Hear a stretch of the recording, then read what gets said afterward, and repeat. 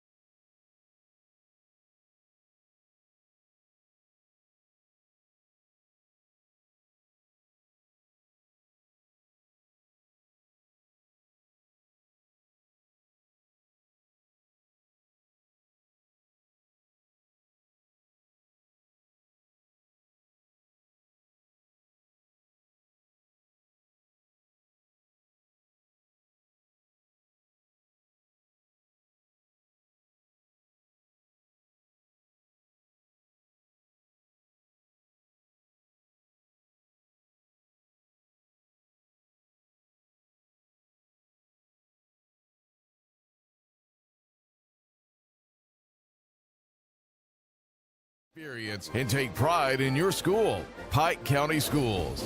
Excellence in education.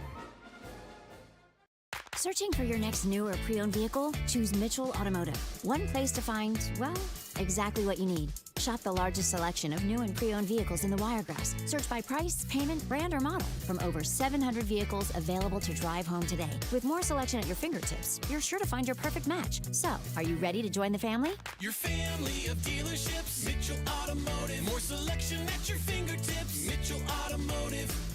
MitchellAuto.com. Max is woven into the fabric of our communities. We have history here. Memories that stir warm feelings. We've always been Max, never changing the heart of who we are. We lift others up who are out there doing good work. That's part of our strength. All of us, together, helping create a better community. Save, borrow, and invest with expert guidance from Max Credit Union. Smart money made simple. It's football season, but it's also time. We're here to join a company that puts God and family first. And 401k, Blue Cross Blue Shield. nobody sits on the bench at Wiley Sanders Truck Line. Come, we join the company today. Wiley Sanders Truck Line, Troy, Alabama. It's not about the awards we're getting for being the best. It's about the reward we feel for giving our best, for doing what's best for those who need us, for creating a home for those who want to be their best. It's about knowing that we're attracting some of the best minds, the best hearts, and providing you with some of the best health care anywhere. Welcome to Southeast Health, where best is what we do. Southeast Health, always the right direction.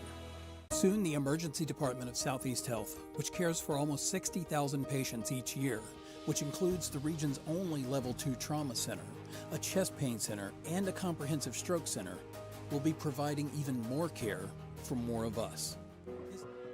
Good evening, ladies and gentlemen. Welcome to the C Spire Friday Night Blitz live from Robert F. Zoomstein Stadium here in beautiful Ariton, Alabama. We got a good one for you tonight. They call it the Backyard Brawl. Two teams separated by just about 8 or 10 miles of two-lane country road over here in Dale County. It is the Ariton Purple Cats and the GW Long Rebels.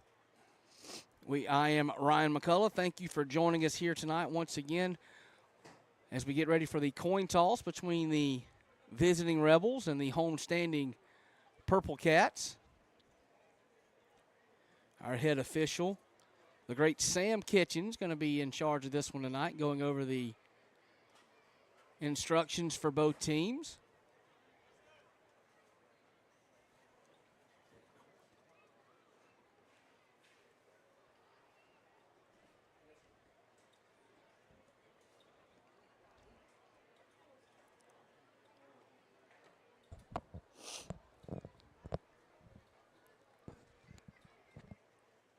These two teams have met 57 previous times, with Ariton leading that just barely 30-27, and the Purple Cats have won 5 of the last 7 meetings between these two rivals. However, GW Long picked up the win last year up in Skipperville, 33-27. Still getting some instructions there with the coin toss. We mentioned veteran Sam Kitchens, who will be your white hat, been doing this for about 25 or 30 seasons. Looks like Ariton has won the toss, and they have elected to receive the football. You don't see that a whole lot. A lot of times if you win the toss, you will elect to defer to get the opportunity for maybe the last possession of the first half and the first possession of the second half. The only time you can probably get back-to-back possessions in a football game. But the Purple Cats won the toss and want the football.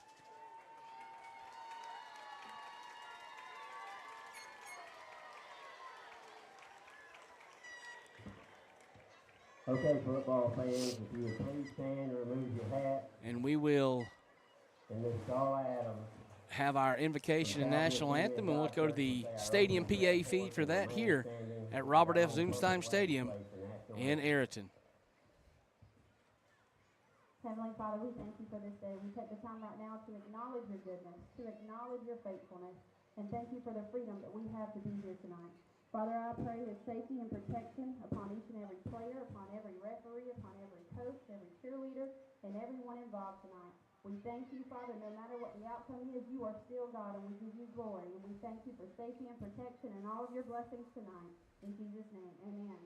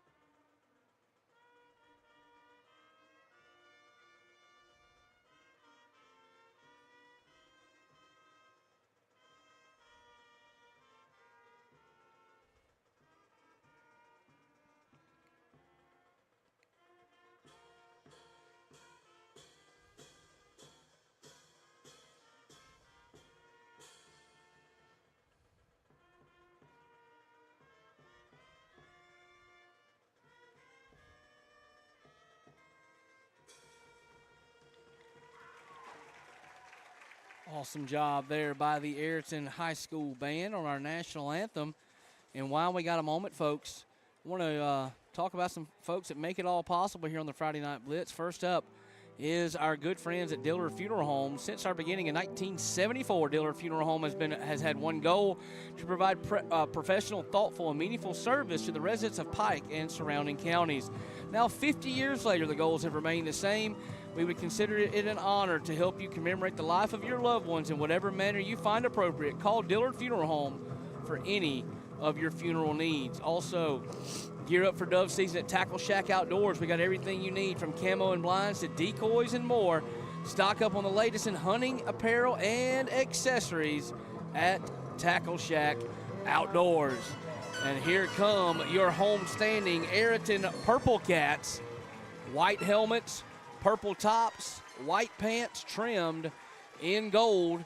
And across the way, their rivals to the north, GW Long, makes their appearance at Robert F. Zoomstein Field. Black helmets, white jerseys, white pants with the red numerals and the red trim as well.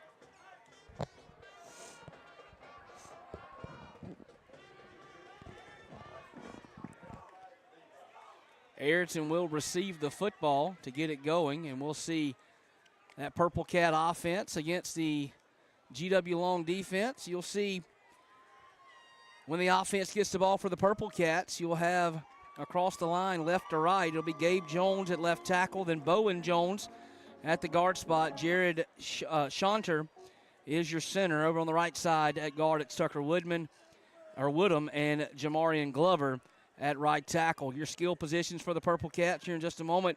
The wide receivers will be Jaden Capel and Brady Joyce. The tight end, Tristan McGuire, and the H-back will be Trey Connell.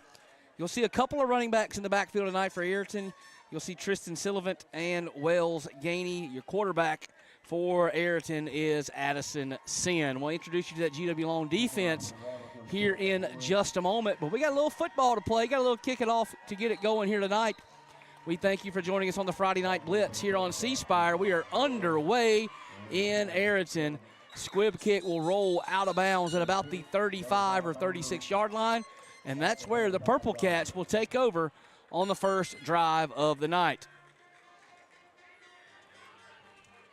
GW Long defense, the front three guys across the front. They'll be in a 3-4 set. Grayson Hodges and Hunter Kirchner will play the defensive end positions. The man down in the middle will be Micah Hawkins. Linebackers for GW Long will be Eben Pritchett, Marvin McLeod, Landon Grubbs, and Tao Watson. The secondary is Cam Richards, Preston Williams, Connor Baker, and Blaine Wood.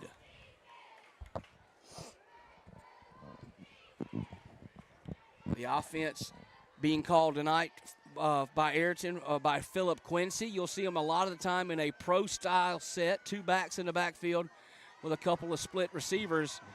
And looks like they'll start off at the 40-yard line. with 2 wide receivers down to the near side of the field. That's the short side. Addison Sin has it. He'll be straight ahead, and he gets met by a host of GW Long Rebels at about the 42-yard line. And we are underway here now. That's a 2-yard pickup, 2 yards exactly for Addison Sin. Defense was led on the stop by Marvin McLeod, the big linebacker, number 55, patrolling the middle of that Rebel defense.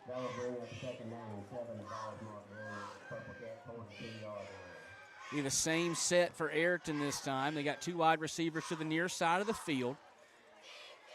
Addison Sin in the shotgun with an H-back out in front of him. That's Trey Connell. This will be a handoff to Tristan Sullivan, who churns his legs over the left side of the offensive line, gets up to the 48-yard line. It'll bring up a 3rd and short for the Purple Cats. Sullivan will check out of the ball game, and in will come Wells Gainey. We mentioned there's a 3-headed, 2-headed, 3-headed, and sometimes a 4-headed monster in the backfield for Ariton. 3rd play of the game, already seeing our 2nd running back on a 3rd and short play right at the midfield stripe. Addison Sin flanked by Wells Gainey. This will be Gainey trying to find running room, and he'll squirt across the 50-yard line for the first down. It looked like GW Long had the penetration, had the stop, but somehow Gainey found a hole, slipped through, got across midfield, and moves the chains for the Purple Cats.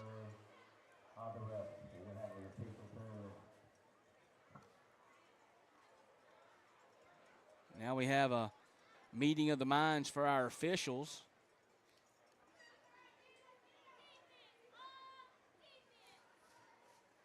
I wonder if we got some sort of clock issue. Everybody's kind of looking up towards the scoreboard.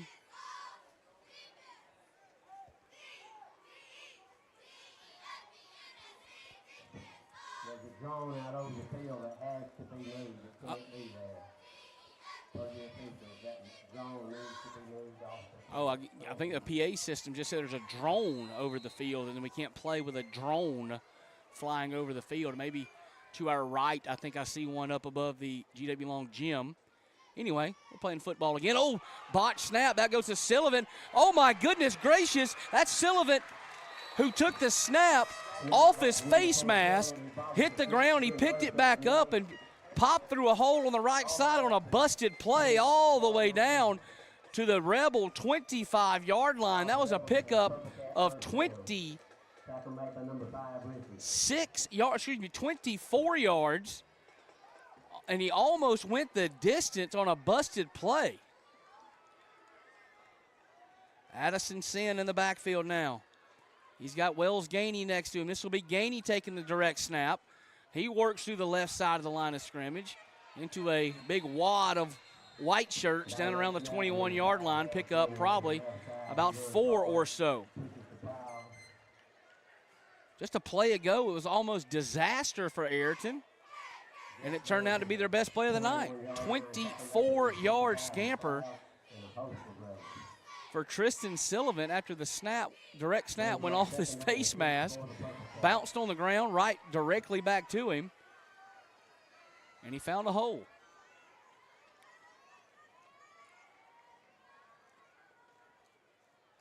This will be Sin looking on the quick out. He's got a man out there on the far sideline. Ball comes out, but it rolls out of bounds.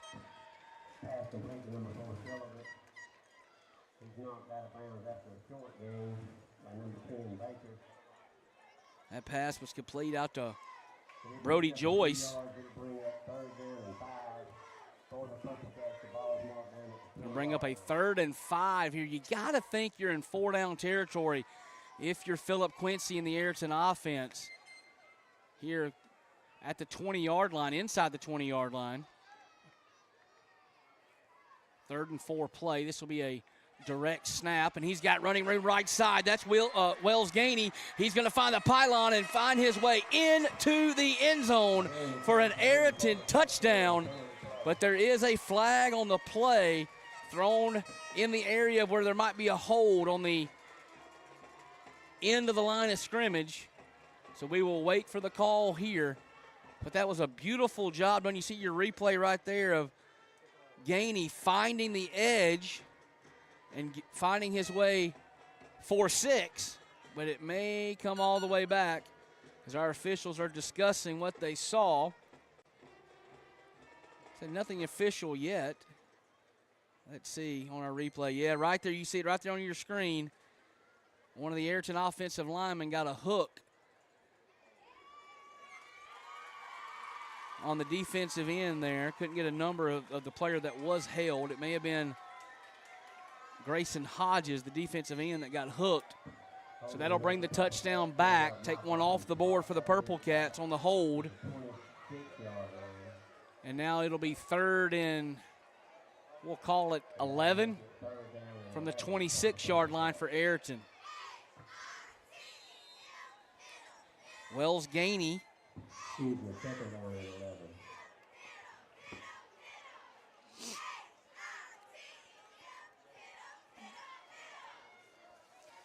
Jaden Capel, Brody Joy split out wide to the left for Addison Sin, who's got Wells Gainey in the sidecar left. Sin going to run the quick pitch. No, he'll keep it, turn it back up inside. And another group tackle effort from GW Long after a pickup of about 5.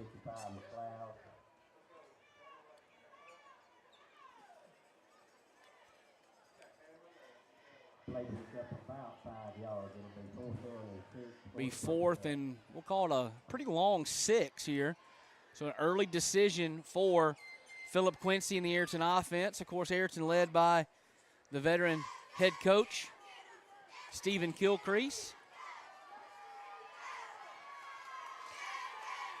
All right, big play here early in the first quarter. This will be Gainey looking for running room. Gainey's got it down to the 5. Makes a man miss. He found it again. Wells Gainey, touchdown Purple Cats.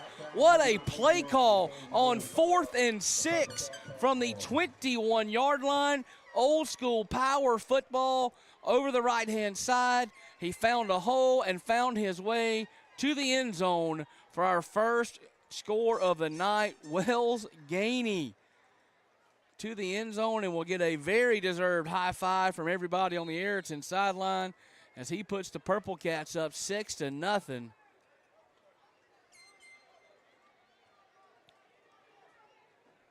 And they will line it up to go for 2. And this will be Sin trying to work off the right side, and he's going to wind up short. And that conversion attempt is no good, but the Purple Cats take the opening kickoff and march it 60 yards straight down the field with 8:13 to go, first quarter of play. Your score here in Ariton, Purple Cats 6, Rebels nothing. We'll be right back on the Friday Night Blitz. This is what happens when good people work together to do what's best for others, for all the right reasons. Visit southeasttosouthbest.org and feel proud. Southeast Health, bringing out the best in us all. It's time for you to join a company that puts God and family first. 401k, Blue Cross Blue Shield, height. There's nobody on the bench at Wiley Sanders Truck Line. Go deep with Wiley Sanders Truck Line. Join today, Troy, Alabama. Nobody sits on the bench at Wiley Sanders Truck Line. Come join the company today. Wiley Sanders Truck Line, Troy, Alabama. Blue Cross Blue Shield, 401k. Come join today. Been in business since 1959. Wiley Sanders Truck Line, Troy, Alabama. At Max Credit Union, we enjoy more. Serving more, teaching more, growing more, giving more, supporting more. Welcome back to Robert Zoomstein Stadium here in Ariton, where the Purple Cats have jumped out to a 6-0 lead. About 3 minutes and change into this one. Take it the opening possession 60 yards, and Wells Gainey scored on a 21-yard touchdown run on a 4th down play call. That squib kick from Ariton will go out of bounds. So they've traded squib kicks so far. And now GW Long will set up shop for their first possession of the contest. They'll be led out onto the field by quarterback number 19, Preston Williams. We'll get you to introduce that starting lineup of their offense here in just a moment. Very, very similar offensive sets, pro style, 2-receiver set with the H-back. You'll see them do just almost the same thing Ariton does. And this is Preston Williams, the quarterback on the keeper, off the right tackle, and will pick up a first down run as he picked his way through traffic for a gain of 11. Hunter Kirchner will be the left tackle for GW Long over there with Micah Hawkins, the center Grayson Haynes. Right side is Trevor Ferguson and Marvin McLeod. The skill positions we'll get in just a moment. Preston Williams calling for the football. This will be a handoff to Hunter Hagler, who tries to work the right side as well and didn't find as much success as his quarterback counterpart a play ago. The receivers will be Connor Baker and Cam Richards. Your tight end is Eben Pritchett. Blaine Ward will handle the H-back blocking duties, and you just saw Hagler on the carry for GW Long. Of course, we already mentioned Preston Williams is your signal caller. Two wide receivers to this side of the field, the wide side for GW Long.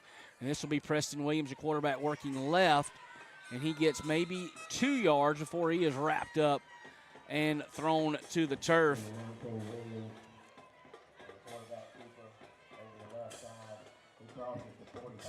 Gets across the 45-yard line down to about the 43, brings up third, and we'll call it 6.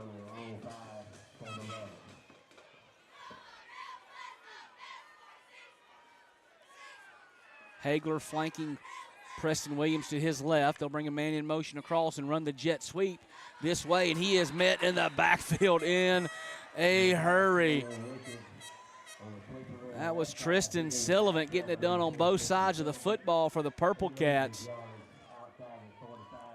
And GW Long will be forced to punt after the jet sweep to Cam Richards goes nowhere.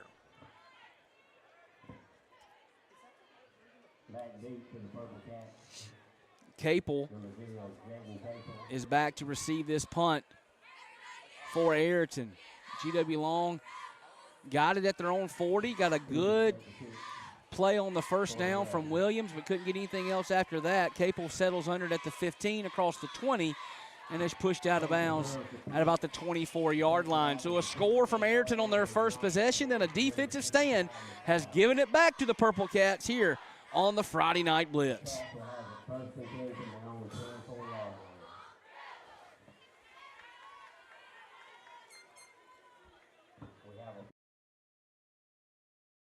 Sharing more and more of everything. Max Credit Union is dedicated to connecting with our communities and members, providing all the financial, tools, services, and expertise they need to live their best life, providing more of everything since 1955. Max Credit Union. Just announced, double rebate on BF Goodrich tires, only from Jim Whaley Tires. BF Goodrich is offering a rebate of up to $60 on a set of 4-passenger or light truck tires, and Jim Whaley Tires will double it. That's a $120 rebate on BF Goodrich tires. Quick break here on the Friday Night Blitz. Welcome back to the backyard brawl between Ariton and GW Long. Purple Cats were penalized on that punt return, so they'll actually get it going back at their 19-yard line. And this will be Wells Gainey. And he finds running room hard to come by. Interesting offensive set for Ariton here. As you'll see, hopefully we can get a replay back of it again, both guys, the running back and the quarterback behind the center, have their hands out ready to receive the snap. So you may get a snap to the quarterback, Addison Sin, or you may get it directly to the running back, Gainey or Sullivan. And either one can be a blocking back. It's an old school system, kind of like the single wing stuff that we saw earlier this season on the Friday Night Blitz from Elba, but a little bit more of a trickeration type set, because you'll see both guys here. Look at on the left-hand side of your screen. Watch, both of them will put their hands up. You don't know where the ball's going until it's snapped. That one goes to Addison Sin, who's listed as the quarterback, and he'll fall forward for about a yard or so to bring up a 3rd and long for Ariton. Really interesting right there. Both guys in the backfield have their hands up to receive the snap. I'm sure the designated play call from Philip Quincy determines who they snap it to, but imagine the stress on the center having to know what side the running back's on at all times to make sure I snap it to the right spot. This will be Sullivan, number 4, and Sin, number 1. They'll both put their hands up looking for the snap, but this one's blown dead. Got a flag in the defensive backfield, and the referee will signal delay of game. So it'll go from 3rd and 7 back to 3rd and 12.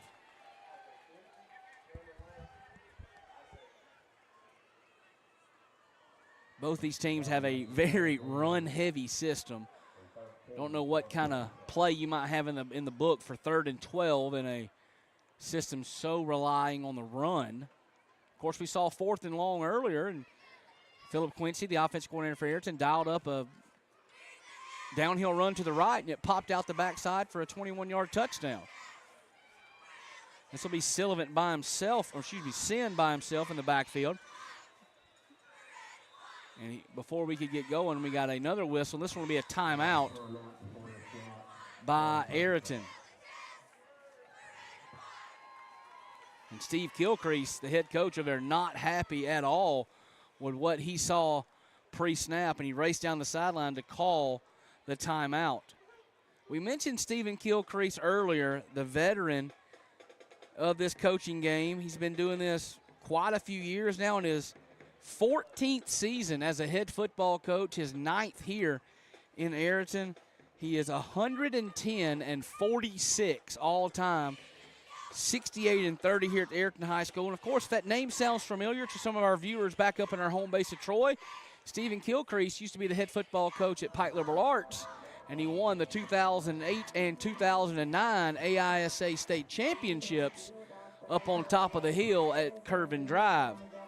Across the way for GW Long, it's also another guy that's been at this game a long time. David Watts is the head coach. He is in his 6th season as a head coach, 4th over at GW Long.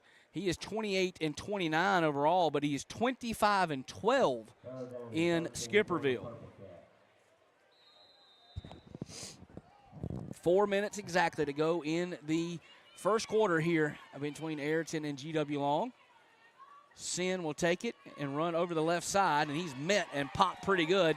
That was Marvin McLeod leading the charge for GW Long, and he was joined on that play by Connor Baker, number 10. So we've kind of seen that what they like to do in certain situations. They want to run the football between the tackles. We saw it earlier on the 4th down touchdown conversion. We see it on the 3rd and long play there. Neither team wanting to put the ball in the air just quite yet. And it's a 4th and long deep in their own territory. I'm assuming that Sin will step out, into a pooch punt. He'll put his foot into it, and this ball's angling over towards the sidelines and will go out of bounds at about the 45 or so. Good defensive stand that time from GW Long. We'll see if they can do anything with the football when we come back here on the C Spire Friday Night Blitz. Is your chance to save big. When it's time for service, pull into a nearby Jim Whaley Tires in Dothan, Ozark, Enterprise, Troy, Eufaula, and Mariana. Or shop online at JimWhaleyTires.com, where good service goes a long way. The mission of Pike County Schools is to provide excellence in education, producing graduates ready for college. Real quick turnaround right there. And now we're ready back to play football. 1st and 10 for GW Long at the Ariton 45. This will be Williams. He will fake the handoff to Hagler. Now he'll run to the right side. He's got running room. Look out. 30, 25, down to the 20, and he'll run it out of bounds at about the 17-yard line. What a play for Preston Williams. Down the right seam after he faked the handoff to Hagler. He wanted to throw it, I think, over the top to Cam Richards. That play was not open, and he pulled it down and used his legs and his feet and his speed and picks up about 27, 28 yards and has GW Long in prime scoring position here with less than 4 minutes to go in the first quarter. Preston Williams now on a design run will go to the left side and is forced back up the middle into the heart of the Ariton defense, and we'll pick up about 2, maybe 3. Tackle made number 55, Scott. They're holding the purple flag.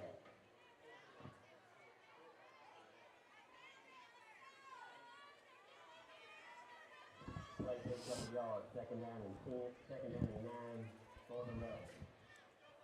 Call it 2nd and 8 or so.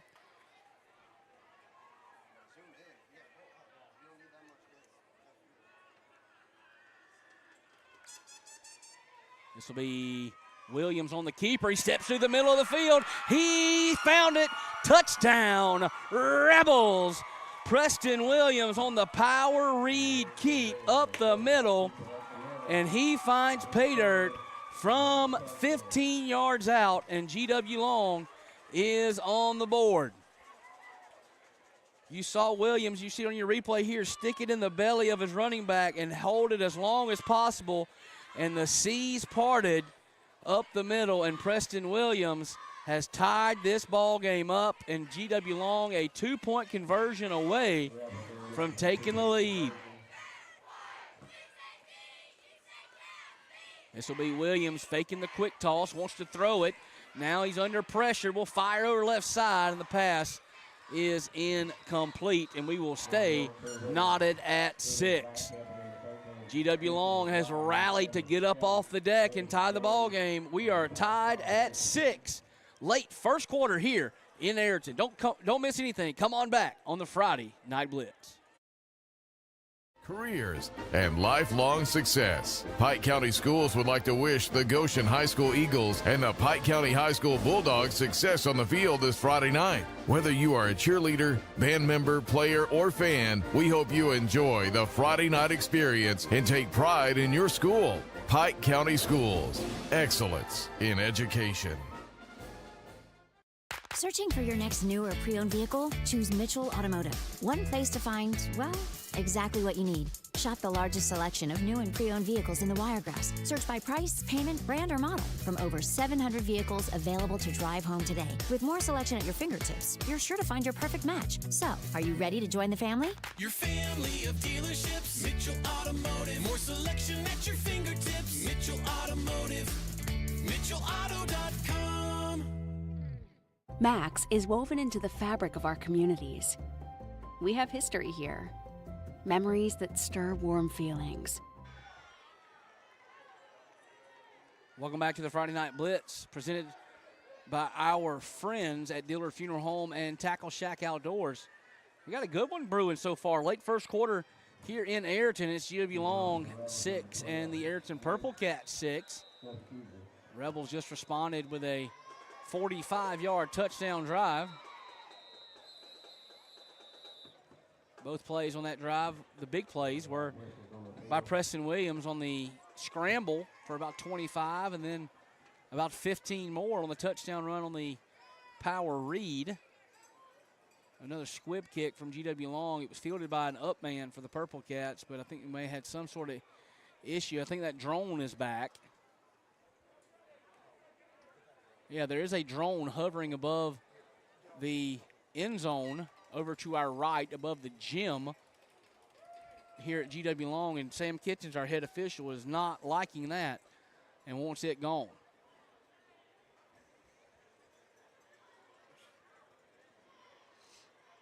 I would say it's a UFO, but I guess it's an IFO because we have identified it.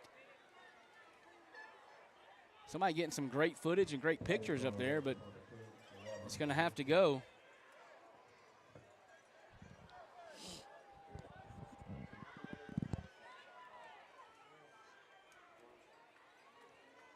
So we'll kick it off again. I think the play was blown dead just prior to toe meeting leather.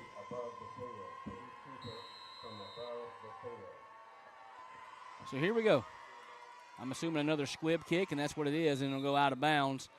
And Purple Cats will have it at about the 41-yard line. So neither team wanting to kick off to the other one.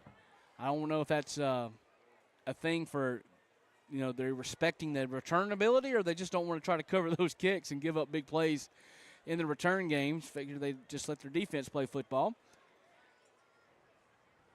So 41 is where it went out of bounds. It'll be a 5-yard penalty tacked on the end, so Ariton will take over at their own 46-yard line with 2:28 to go in the first quarter.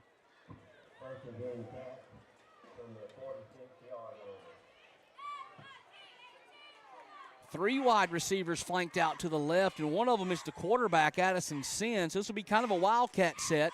Wells Gainey, the running back, will take the direct snap, work off the left side, will pick and stumble his way to a gain of about 6. Little different offensive set from Stephen Kilcrease and Philip Quincy on that one. Instead of having 2 wide receivers flanked to the left, they've made it 3. And just, your football philosophy says if I put 3 guys out there, you have to take a guy out of the box to play defense and go cover another man. So that's one less guy I got to block. Just across the 50. And this will be Gainey on the same play, it looks like, working the left side on a downhill run. And he'll go across the 45 and pick up the first down for Ariton.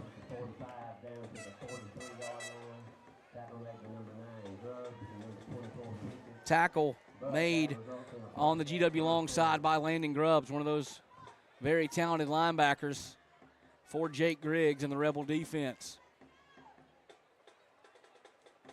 3-4 look from the defensive side of the ball. You'll see those outside linebackers, Eben Pritchett and Tal Watson, walk down the end of the line of scrimmage to basically create a 4-man front, maybe even a 5-man front sometimes for GW Long.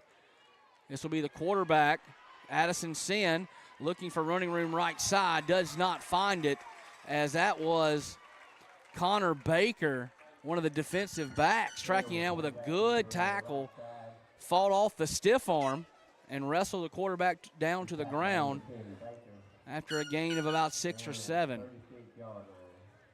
You see it right there. Fought through the stiff arm. That's what they teach you to do, is when that quarterback throws that stiff arm or that running back throws that stiff arm out to you, don't try to fight through it. Grab the arm and take him to the ground. Use it for leverage. And that's exactly what Connor Baker did right there. I'm sure his defensive coordinator, Jake Griggs, will put a star next to that one and use it as teach tape next week in the film room. Tristan Sullivan takes the direct snap. Works on that downhill left side. Stephen Kilcrease and Philip Quincy have found something they like on the left-hand side. That's 3 or 4 times in the last handful of plays. They've just taken the direct snap, went straight downhill to the left behind Gabe Jones and Bowen Jones. We'll call that Jones and Jones, associates at blocking, I guess you would say, on the left-hand side. That's 77 and 57. You also got Govan over there in the tackle overset, so they're heavy on the left-hand side. Good block right there leading up by Trey Connell. That'll spring Wells Gainey out for a big gain down to the 25-yard line. If we get a replay here on our C-Spire screen, watch 42 right here in the middle of your screen. Great block from Trey Connell. Opened the hole up beautifully for Wells Gainey, and the Purple Cats are in business again. This will be Gainey on the left side, straight downhill in the overload set. 3 offensive linemen on the left side of the center. And it's just old school smash mouth in your face football. And that's how the first quarter will come to an end, and it's been a slugfest so far. Don't go anywhere, folks. We got a dandy brewing in Ariton. Rebel 6, Purple Cat 6. Come on back on the Friday Night Blitz. We've always been Max, never changing the heart of who we are. We lift others up who are out there doing good work. That's part of our strength. All of us, together, helping create a better community. Save, borrow, and invest with expert guidance from Max Credit Union. Smart money made simple. It's football season, but it's also time. We're here to join a company that puts God and family first. And 401k, Blue Cross Blue Shield. nobody sits on the bench at Wiley Sanders Strip Line. Come join the company today. Wiley Sanders Strip Line, Troy, Alabama. It's not about the awards we're getting for being the best.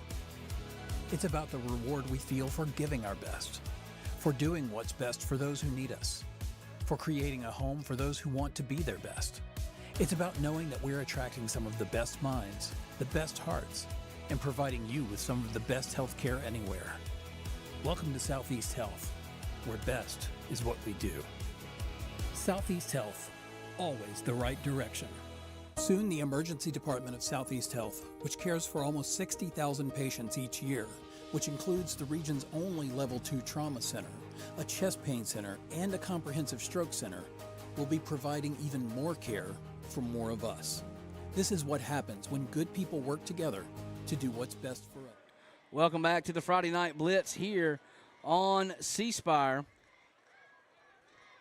Ariton going to get ready to take over here in just a moment, but I want to remind you that my friends over at Tackle Shack Outdoors carry Mojo, Dove A Flicker, Voodoo Dove, and Clip-On Dove decoys, game belts, Dove S and Muddy Dove buckets, Drake and Brownie camo for adults, and Little Hunter.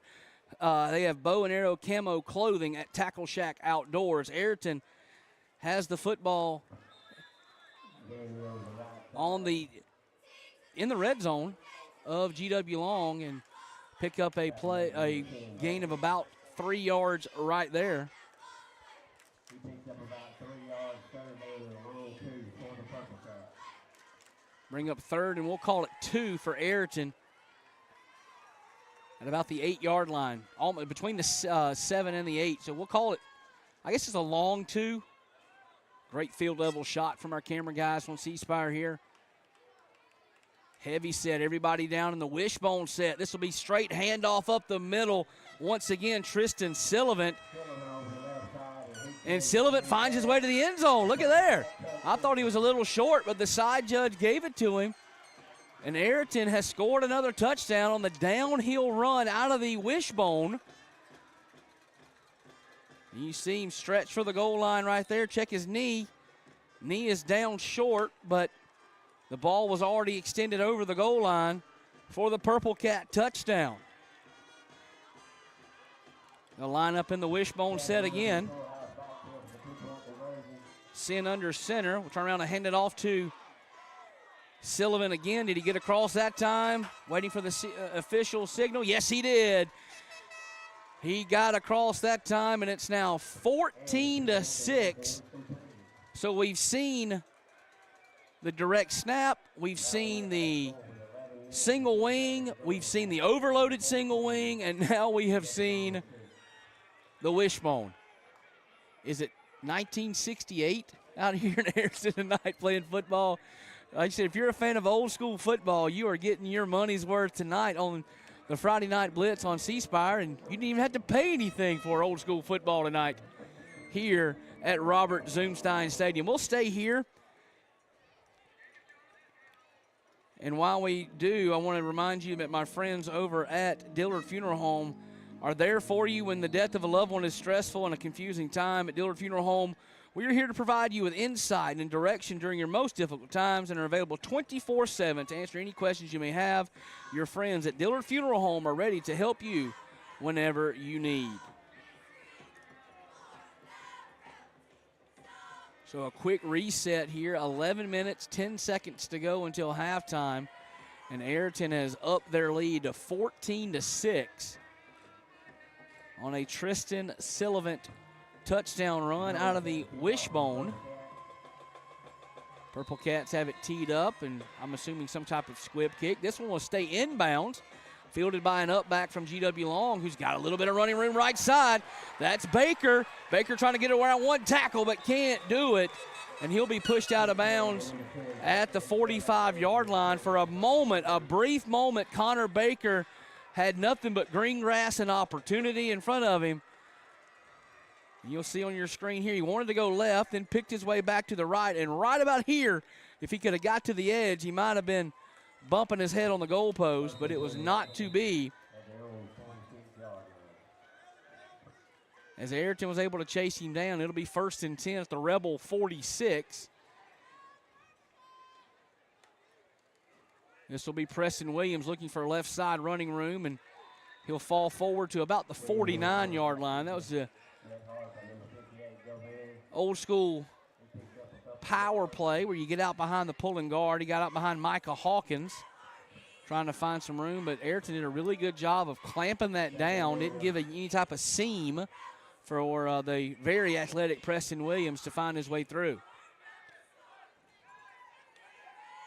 Williams will be back to pass, rolls to his right, fires short. That ball, did he get up under it?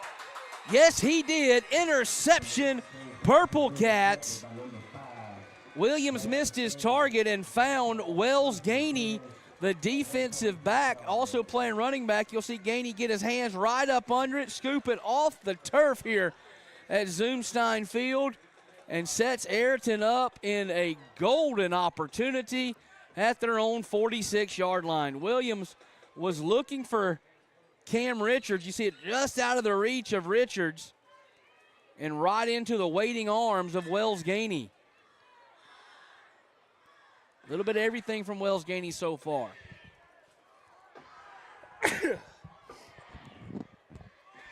Gainey scored the first touchdown of the game and comes up with the big interception there. Addison Sin is met right at the line of scrimmage and gets maybe 6 inches on the design quarterback run.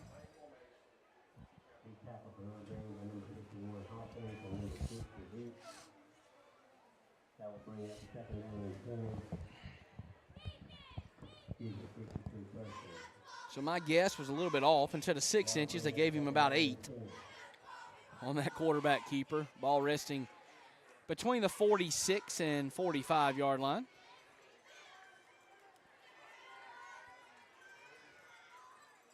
Trips out to the right. This will be a Wildcat set with Gainey in the backfield. Counter play this side. Oh, Gainey was a half step away from breaking it, but a great play on the interior of the defensive line. First guy there was Micah Hawkins, 51, I believe. Correction there, 52. 62, Kirchner. Hunter Kirchner got his back foot as he tried to step through the hole, a half a step away from Wells Gainey picking up his second touchdown of the night. But that's how it rolls sometimes. So you go from a half step from a touchdown to now you're third and long. We'll call it 3rd and 9.5. Trip receivers out to the right again. Only man in the backfield is Sin. He'll flip it out wide to Gainey. He picks it up. 50, breaks a tackle, dives forward. Did he get to the first down marker? He will be short as he stepped out of bounds before able to dive. It was a swing pass to Gainey. They tried to take advantage of the big umbrella coverage from GW Long and try to get it to their guy in space and see what could happen. He almost picked up the first down, but this will definitely be 4-down territory for the Purple Cat offense.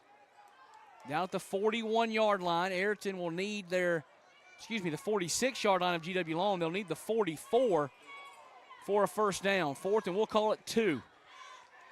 Full house in the backfield. High snap goes to Wells Gainey, who picks his way through the wad of humanity and picks up a huge first down. They had a hold of his jersey. You'll see it on your replay here. And without the jersey pull, he might have been off to the races one more time. What a pickup right there. 4th and 2. It was a big wad of white and purple jerseys in the middle of the field, and somehow Wells Gainey found his way through that big wad of humanity and picked up the first down. 1st and 10, Purple Cats at the, we'll call it the Rebel 32-yard line. 37-yard line. Another swing pass, this one out to Sullivan, a little bit behind him. He had to corral it in before it fell incomplete. He'll only pick up about 1.5 yards, maybe 2, depending on our spot.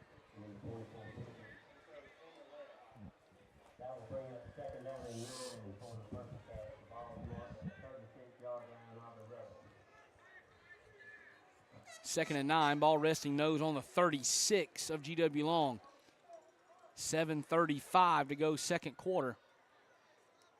Ariton trying to pull away from their cross-county rivals here with another touchdown. They'd go up 2 scores. Trip receivers out to the left. This will be a direct snap to the quarterback, Addison Sin, and he'll tiptoe his way down across the 35 to about the 32-yard line.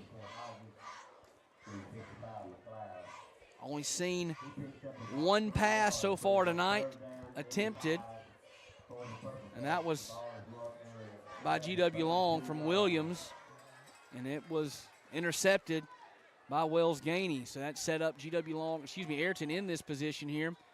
And they are taking advantage of driving. This will be Sin trying to pick up the first down, running his feet, and he'll get across the 25 and pick up that first down. Ball comes out on the end, but I think they blew it dead before. Yes, sir, referee pointing at the ground, letting everybody know that play was blown dead before it came out, much to the chagrin of Kirchner, the defensive end for the Rebels. Be a first down for Ariton on this very slow, methodical drive for the Purple Cats. They'll now set up shop at the 24-yard line of GW Long. Inside of 6.5 minutes to go until the break. Full house backfield, direct snap. This will be to Gainey. He is wrapped up before he can ever get going. That was Landon Grubbs. First man in there on the tackle for the Rebels. You see Grubbs came off the edge from his outside linebacker position and got him taken care of, he being Sin, before he was able to get any momentum downhill.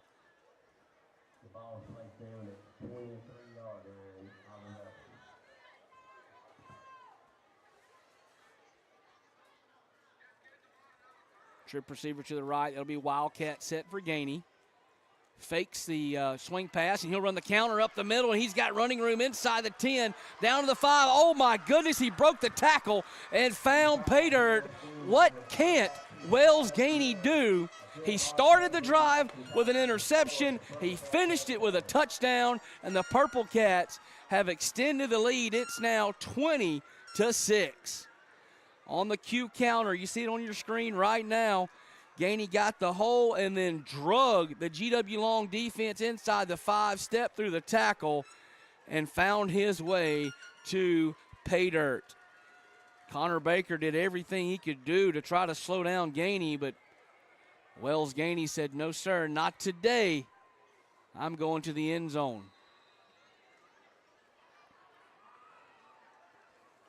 Two-point conversion set. They'll come out of the wishbone. Double tight ends for the Purple Cats. They'll fake it. Look for the back of the end zone. That pass is batted down at the line of scrimmage by Eben Pritchett. Had a man in the back of the end zone wide open. Looked like that may have been Gainey. No, excuse me, it was not Gainey. It was Tristan McGuire, the tight end, but that ball was batted down the line of scrimmage. But Wells Gainey doing Wells Gainey things so far. A couple of touchdowns and interception, and he has his Ariton Purple Cats leading 20-6 over GW Long. We'll be right back on the Friday Night Blitz presented by C Spire. For all the right reasons. Visit southeast-to-southbest.org and feel proud. Southeast Health, bringing out the best in us all. It's time for you to join a company that puts God and family first. 401k, Blue Cross Blue Shield, height. There's nobody on the bench at Wiley Sanders Truck Line. Go deep with Wiley Sanders Truck Line. Join today, Troy, Alabama. Nobody sits on the bench at Wiley Sanders Truck Line. Come join the company today. Wiley Sanders Truck Line, Troy, Alabama. Blue Cross Blue Shield, 401k. Come join today. Been in business since 1959. Wiley Sanders Truck Line, Troy, Alabama. At Max Credit Union, we enjoy more. Welcome back to Robert F. Zumstein Stadium here in Ariton, where the Purple Cats have raced out to a 20-6 lead over GW Long. Getting ready for our kickoff, and then we'll get you some scores from around the area. Little squib kick down the middle of the field, and it's corralled down there by the Rebels. And while GW Long gets ready to come out on to the field for offense, latest update we have, 6 minutes left in the second quarter down in Geneva, where the Strawn Tigers lead Geneva 14-0.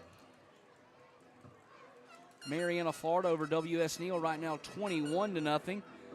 Goshen and Highland Home tied at 7, and then the big one for a lot of folks in the area is a track meet over in Brantley, where the Elba Tigers lead Brantley 23-20 in the second quarter of play. Preston Williams in the shotgun set. He'll hand it off to Hagler, working right side behind Kirchner. Hagler's got running room across the 40 to the 43-yard line.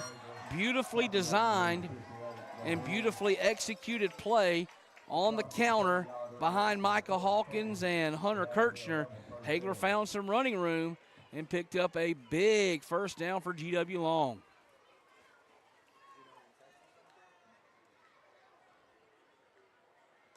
Williams calls for the football. They'll run the same play this time. Kirchner gets around the end. Hagler across the 50 and into Purple Cat territory. They ran the counter 2 plays in a row behind Hawkins and Kirchner. You see the big fella, 62, Kirchner, getting out in front, opening the hole up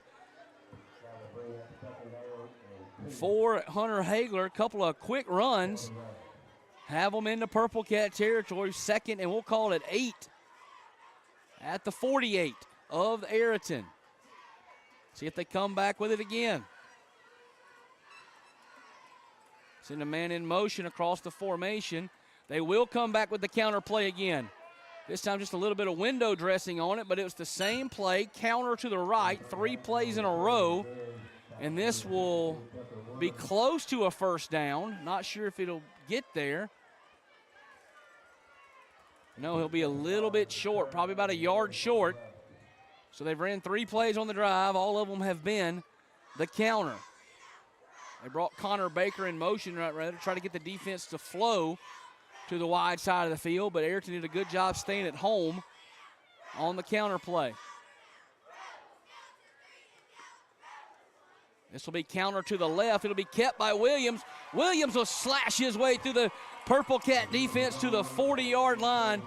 Beautifully done. That was power read football. The defensive end sold out to take the sweep play to the running back, and Williams pulled it and replaced the defensive end there for a first down run. 1st and 10 at the Purple Cat 40-yard line, we'll call it. This will be a handoff to Hagler. Oh, that play was snuffed out in a hurry. Hagler was looking to get outside on the right side, but it was not to be had as Gabriel Jones, the 6', 250-pound junior defensive lineman, was there to meet Mr. Hagler, and I don't think Gabriel Jones arrived in a pleasant attitude. And be second, and we'll call it 12. Ball now back to the 41. 2 wide receivers to the near side of the field. Hagler flanks Williams. This will be Hagler looking for running room, and he found his old friend Gabriel Jones once again after a pickup of 2. Gabriel Jones setting that edge from his defensive end spot very well. It was counter, but Jones was not blocked very well by Micah Hawkins on that last play. So it'll actually be a gain of just 1. Back to the 41-yard line. It'll be 3rd and 11 for GW Long. Preston Williams, you got to account for his running ability here for the Purple Cat defense. Williams will be back to pass. Looks, that ball is completed out there to Blaine Wood, but he'll be well short of the first down marker. Ball, he was out of bounds at about the 36-yard line, so a pickup of about 6 or 7 will be bring up 4th and about 7. Pickup of 5 yards on the play. So it'll be 4th down for GW Long, and it's decision time for the Rebels, and they're going to go for it. Big play here. 4th down for GW Long in Ariton territory. Williams has the snap. Looking, still looking. Will heave it up across the middle, and that ball will be incomplete at the final second. And Ariton will take over at about the 35-yard line. It was actually a really good job by Cam Richards for GW Long to get in there and play defense while on offense and knock that ball away from the waiting arms of a Purple Cat defender.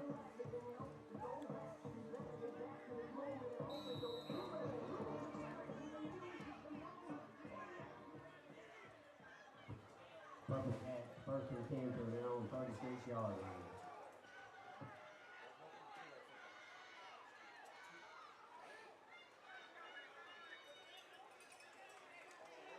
This will be direct snap to Gainey.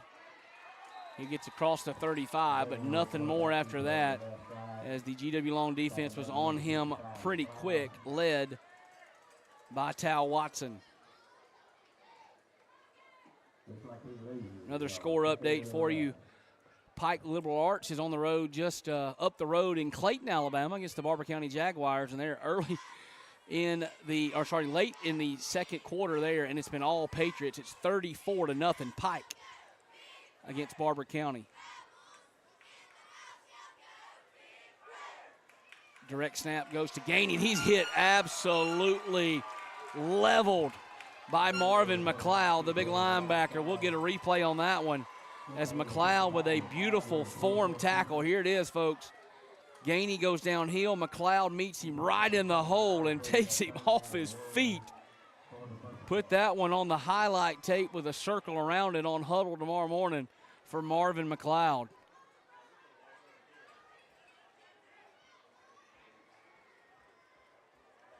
Third and 9 for for Ariton. 1:10 to go until half. Sin will look to his right. Going to heave it way downfield. He's got a receiver out there, and it's reeled in at the 19-yard line. That was Brody Joyce that reeled it in down the sideline. Sin found his man behind the defense, dropped in a beautiful pass down the far sidelines, and Joyce corralled it, got both feet down. That would be a catch on Sundays in the NFL, and sets up Ariton good at the 19-yard line. 52 seconds to go until half. A score right here for Ariton might put this game out of reach. Trip receivers to the left, and a flag will come in before the play gets going. Looks like we're going to have some sort of maybe false start, illegal formation on Ariton. They were trying to go quickly, may not have gotten lined up correctly. And that's exactly what we'll have from Sam Kitchens, a false start, illegal formation. Since they killed the play, I assume it's false start. So that ball will go back to the 24-yard line. Be 1st and 10 Purple Cats at the Rebel 24.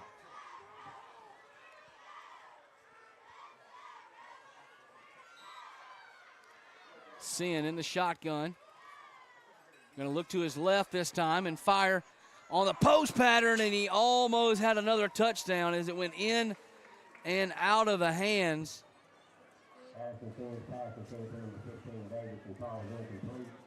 That pass was intended for Connor Davidson, a backup tight end in there playing for Tristan McGuire at the moment. And if Davidson was able to reel that one in, he would have walked into the end zone to put Ariton up by 3 scores, but the Purple Cats have to go back to work here. Now 47 seconds to go. Clock stopped on the incomplete pass. 2nd and 10 from the GW Long 24-yard line. This will be Sin on the run game, and he gets down to the 21 before he is met. And there's that man again, Marvin McLeod, as the kids say, bringing the boomstick with him.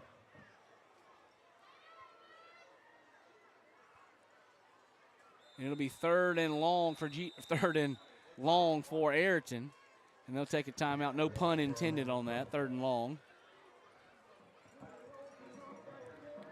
27 seconds to go until halftime. Remember to support my good friends over at Dillard Funeral Home and Tackle Shack Outdoors.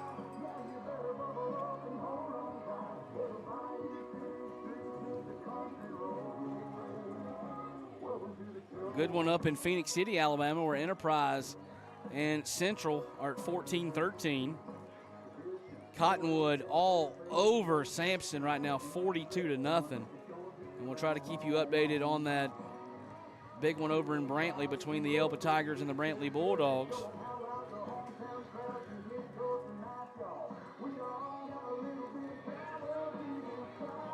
Up in Brundage, 6-0 Ashford over Pike County currently.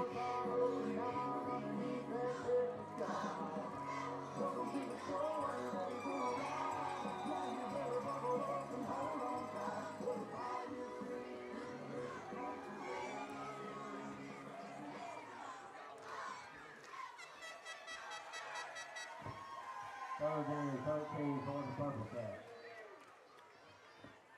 3rd and 14 for Ariton right here at the 22-yard line, I do believe.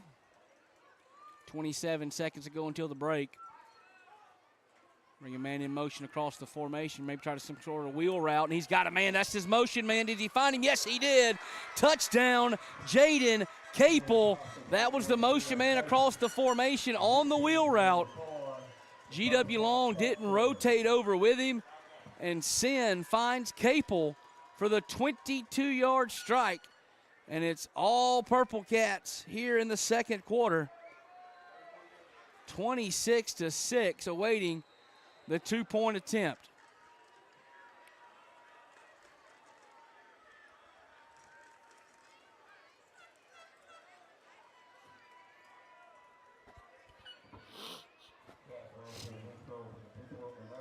Wishbone set, downhill run. This is Gainey. Excuse me, not Gainey. No, this is, I believe, is Connell, the fullback. And Connell's not able to get in to the end zone for the 2-point conversion, but with 21 seconds to go until halftime, Ariton has broken this one open. They lead it 26-6. Go visit our sponsors, but don't go anywhere and come back. We'll be right back with the final 21 seconds of this one here on the Friday Night Blitz. Serving more, teaching more, growing more, giving more, supporting more, sharing more, and more of everything. Max Credit Union is dedicated to connecting with our communities and members, providing all the financial, tools, services, and expertise they need to live their best life, providing more of everything since 1955. Max Credit Union. Just announced, double rebate on BF Goodrich tires, only from Jim Whaley Tires. BF Goodrich is offering a rebate of up to $60 on a set of 4-passenger or light truck tires, and Jim Whaley Tires will double it. That's a $120 rebate on BF Goodrich tires. Now is your chance to save. We are back on the Friday Night Blitz by C-Spire. Ariton in control of this one in the second quarter, 26-6. Another squib kick. That ball's going to roll around down around the 30-yard line, but GW Long will get on top of it. Down 3 scores here late in the first quarter, or late in the first half, backed up in your own field position. Probably see something pretty conservative from head coach David Watts and offensive coordinator Mason Stevens.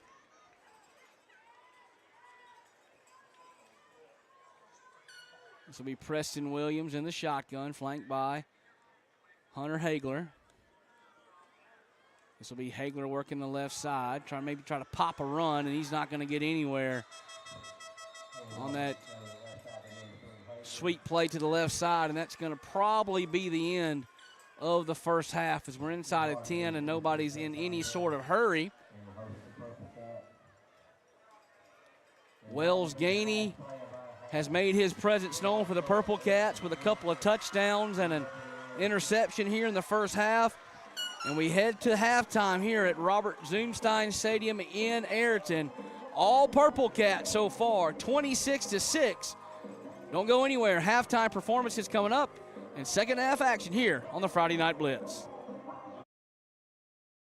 When it's time for service, pull into a nearby Jim Whaley Tires in Dothan, Ozark, Enterprise, Troy, Eufaula, and Mariana. Or shop online at jimwhaleytires.com, where good service goes a long way. The mission of Pike County Schools is to provide excellence in education, producing graduates ready for college, careers, and lifelong success. Pike County Schools would like to wish the Goshen High School Eagles and the Pike County High School Bulldogs success on the field this Friday night. Whether you are a cheerleader, band member, player, or fan, we hope you enjoy the Friday night experience and take pride in your school. Pike County Schools, excellence in education. Searching for your next new or pre-owned vehicle? Choose Mitchell Automotive. One place to find, well, exactly what you need. Shop Shop the largest selection of new and pre-owned vehicles in the Wiregrass. Search by price, payment, brand, or model from over 700 vehicles available to drive home today. With more selection at your fingertips, you're sure to find your perfect match. So, are you ready to join the family? Your family of dealerships, Mitchell Automotive. More selection at your fingertips, Mitchell Automotive. MitchellAuto.com. Max is woven into the fabric of our communities. We have history here. Memories that stir warm feelings. We've always been Max, never changing the heart of who we are. We lift others up who are out there doing good work. That's part of our strength. All of us, together, helping create a better community. Save, borrow, and invest with expert guidance from Max Credit Union.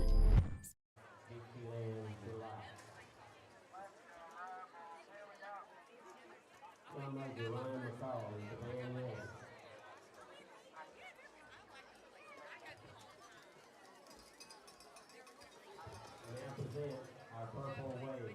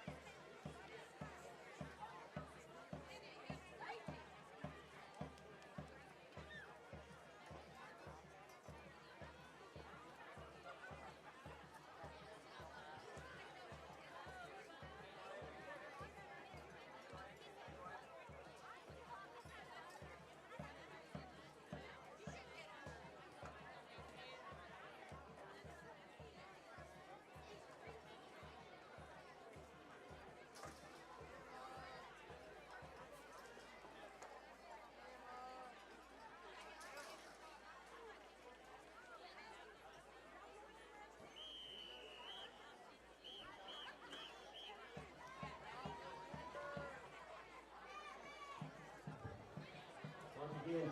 Let's hear it for our Pregame.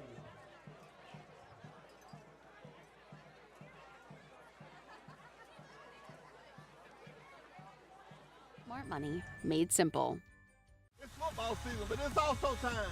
We're here to join a company that puts God and family first. And 401k, Blue Cross Blue Shield. nobody sits on the bench at Wiley Sanders Strut Line. Come, we join the company today. Wiley Sanders Strut Line, Troy, Alabama. It's not about the awards we're getting for being the best.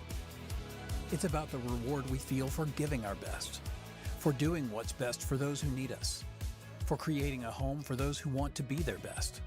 It's about knowing that we're attracting some of the best minds, the best hearts, and providing you with some of the best health care anywhere. Welcome to Southeast Health, where best is what we do. Southeast Health, always the right direction. Soon, the Emergency Department of Southeast Health, which cares for almost 60,000 patients each year, which includes the region's only Level 2 trauma center, a chest pain center, and a comprehensive stroke center, will be providing even more care for more of us. This is what happens when good people work together to do what's best for others, for all the right reasons. Visit southeast-to-southbest.org and feel proud. Southeast Health, bringing out the best in us all. It's time for you to join a company that puts God and family first. 401k, Blue Cross Blue Shield, height. There's nobody on the bench at Wiley Sanders Strut Line. Go deep with Wiley Sanders Strut Line. Join today, Troy, Alabama. Nobody sits on the bench at Wiley Sanders Strut Line. Come, we join the company today. Wiley Sanders Strut Line, Troy, Alabama. Blue Cross Blue Shield, 401k. Come join today. Been in business since 1959. Wiley Sanders Strut Line, Troy, Alabama. At Max Credit Union, we enjoy more. Serving more, teaching more, growing more, giving more, supporting more, sharing more, and more of everything. Max Credit Union is dedicated to connecting with our communities and members, providing all the financial, tools, services, and expertise they need to live their best life, providing more of everything since 1955. Max Credit Union. Just announced, double rebate on BF Goodrich tires, only from Jim Whaley Tires. BF Goodrich is offering a rebate of up to $60 on a set of 4-passenger or light truck tires, and Jim Whaley Tires will double it. That's a $120 rebate on BF Goodrich tires. Now is your chance to save big. When it's time for service, pull into a nearby Jim Whaley Tires in Dothan, Ozark, Enterprise, Troy, Eufaula, and Mariana, or shop online at JimWhaleyTires.com, where good service goes a long way. The mission of Pike County Schools is to provide excellence in education, producing graduates ready for college, careers, and lifelong success. Pike County Schools would like to wish the Goshen High School Eagles and the Pike County High School Bulldogs success on the field this Friday night. Whether you are a cheerleader, band member, player, or fan, we hope you enjoy the Friday night experience and take pride in your school. Pike County Schools, excellence in education.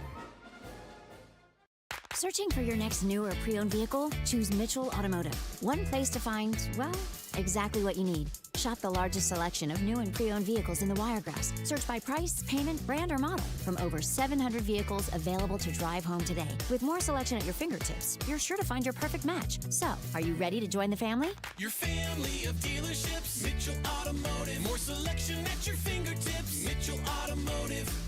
MitchellAuto.com. Max is woven into the fabric of our communities. We have history here. Memories that stir warm feelings. We've always been Max, never changing the heart of who we are. We lift others up who are out there doing good work. That's part of our strength. All of us, together, helping create a better community. Save, borrow, and invest with expert guidance from Max Credit Union. Smart money made simple. It's football season, but it's also time. We're here to join a company that puts God and family first. And 401k, Blue Cross Blue Shield. nobody sits on the bench at Wiley Sanders Strut Line. Come, we join the company today. Wiley Sanders Strut Line, Troy, Alabama. It's not about the awards we're getting for being the best. It's about the reward we feel for giving our best, for doing what's best for those who need us, for creating a home for those who want to be their best. It's about knowing that we're attracting some of the best minds, the best hearts, and providing you with some of the best health care anywhere. Welcome to Southeast Health, where best is what we do. Southeast Health, always the right direction.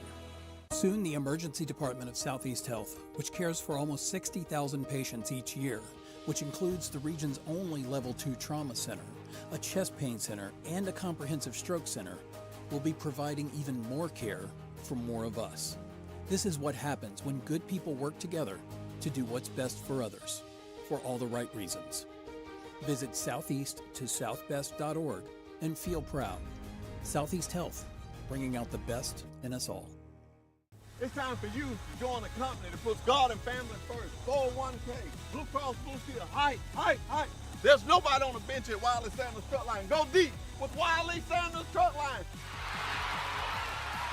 Join today, Troy, Alabama. Nobody sits on the bench at Wiley Sanders Truck Line. Come join the company today. Wiley Sanders Truck Line, Troy, Alabama. Blue Cross Blue Shield, 401k. Come join today. Been in business since 1959. Wiley Sanders Truck Line, Troy, Alabama. At Max Credit Union, we enjoy more. Serving more, teaching more, growing more, giving more, supporting more, sharing more, and more of everything.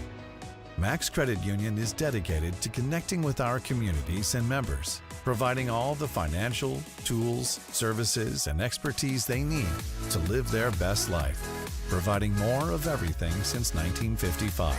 Max Credit Union. Just announced, double rebate on BF Goodrich tires, only from Jim Whaley Tires. BF Goodrich is offering a rebate of up to $60 on a set of 4-passenger or light truck tires, and Jim Whaley Tires will double it. That's a $120 rebate on BF Goodrich tires. Now is your chance to save big. When it's time for service, pull into a nearby Jim Whaley Tires in Dothan, Ozark, Enterprise, Troy, Eufaula, and Mariana, or shop online at JimWhaleyTires.com, where good service goes a long way.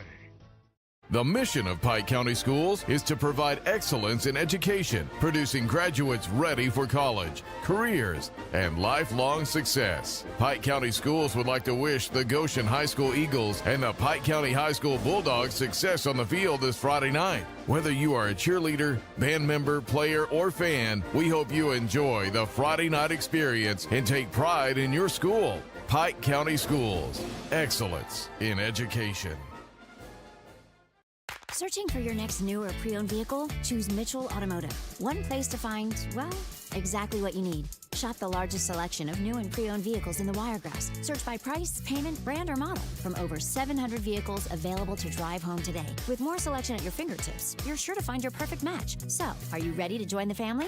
Your family of dealerships, Mitchell Automotive. More selection at your fingertips, Mitchell Automotive. MitchellAuto.com. Max is woven into the fabric of our communities. We have history here. Memories that stir warm feelings. We've always been Max, never changing the heart of who we are. We lift others up who are out there doing good work. That's part of our strength. All of us, together, helping create a better community.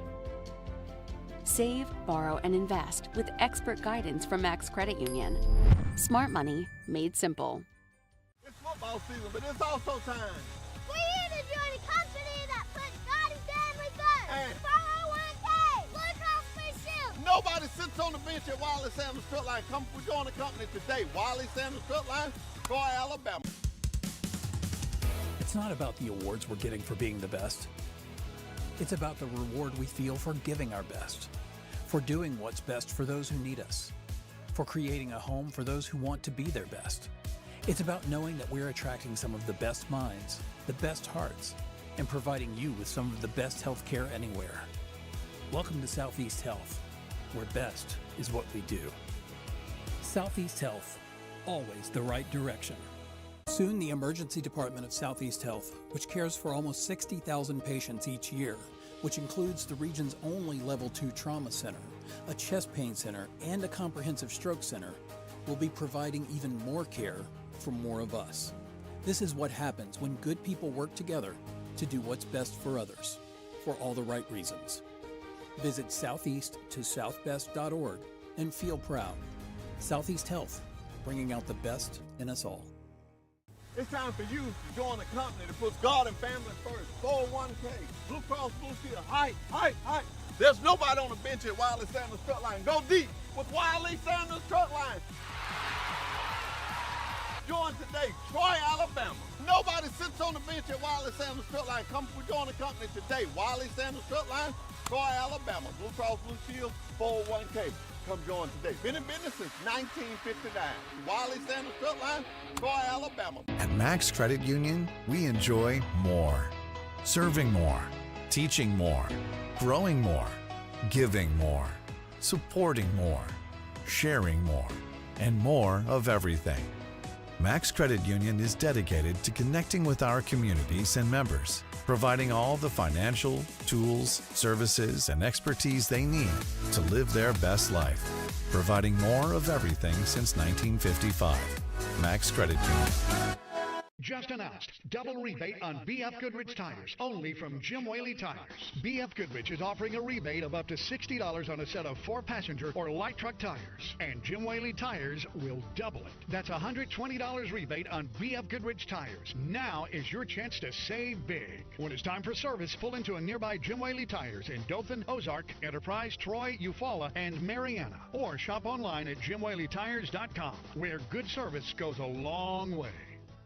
The mission of Pike County Schools is to provide excellence in education, producing graduates ready for college, careers, and lifelong success. Pike County Schools would like to wish the Goshen High School Eagles and the Pike County High School Bulldogs success on the field this Friday night. Whether you are a cheerleader, band member, player, or fan, we hope you enjoy the Friday night experience and take pride in your school. Pike County Schools, excellence in education. Searching for your next new or pre-owned vehicle? Choose Mitchell Automotive. One place to find, well, exactly what you need. Shop the largest selection of new and pre-owned vehicles in the Wiregrass. Search by price, payment, brand, or model. From over 700 vehicles available to drive home today. With more selection at your fingertips, you're sure to find your perfect match. So, are you ready to join the family? Your family of dealerships, Mitchell Automotive. More selection at your fingertips, Mitchell Automotive. MitchellAuto.com. Max is woven into the fabric of our communities. We have history here. Memories that stir warm feelings. We've always been Max, never changing the heart of who we are. We lift others up who are out there doing good work. That's part of our strength. All of us, together, helping create a better community. Save, borrow, and invest with expert guidance from Max Credit Union. Smart money made simple. It's football season, but it's also time. We're here to join a company that puts God and family first. And 401k, Blue Cross Blue Shield. nobody sits on the bench at Wiley Sanders Truck Line. Come join the company today. Wiley Sanders Truck Line, Troy, Alabama. It's not about the awards we're getting for being the best. It's about the reward we feel for giving our best, for doing what's best for those who need us, for creating a home for those who want to be their best. It's about knowing that we're attracting some of the best minds, the best hearts, and providing you with some of the best health care anywhere. Welcome to Southeast Health, where best is what we do. Southeast Health, always the right direction. Soon, the Emergency Department of Southeast Health, which cares for almost 60,000 patients each year, which includes the region's only Level 2 trauma center, a chest pain center, and a comprehensive stroke center, will be providing even more care for more of us. This is what happens when good people work together to do what's best for others, for all the right reasons. Visit southeast-to-southbest.org and feel proud. Southeast Health, bringing out the best in us all. It's time for you to join a company that puts God and family first. 401k, Blue Cross Blue Shield, height. There's nobody on the bench at Wiley Sanders Truck Line. Go deep with Wiley Sanders Truck Line. Join today, Troy, Alabama. Nobody sits on the bench at Wiley Sanders Truck Line. Come join the company today. Wiley Sanders Truck Line, Troy, Alabama. Blue Cross Blue Shield, 401k. Come join today. Been in business since 1959. Wiley Sanders Truck Line, Troy, Alabama. At Max Credit Union, we enjoy more. Serving more, teaching more, growing more, giving more, supporting more, sharing more, and more of everything.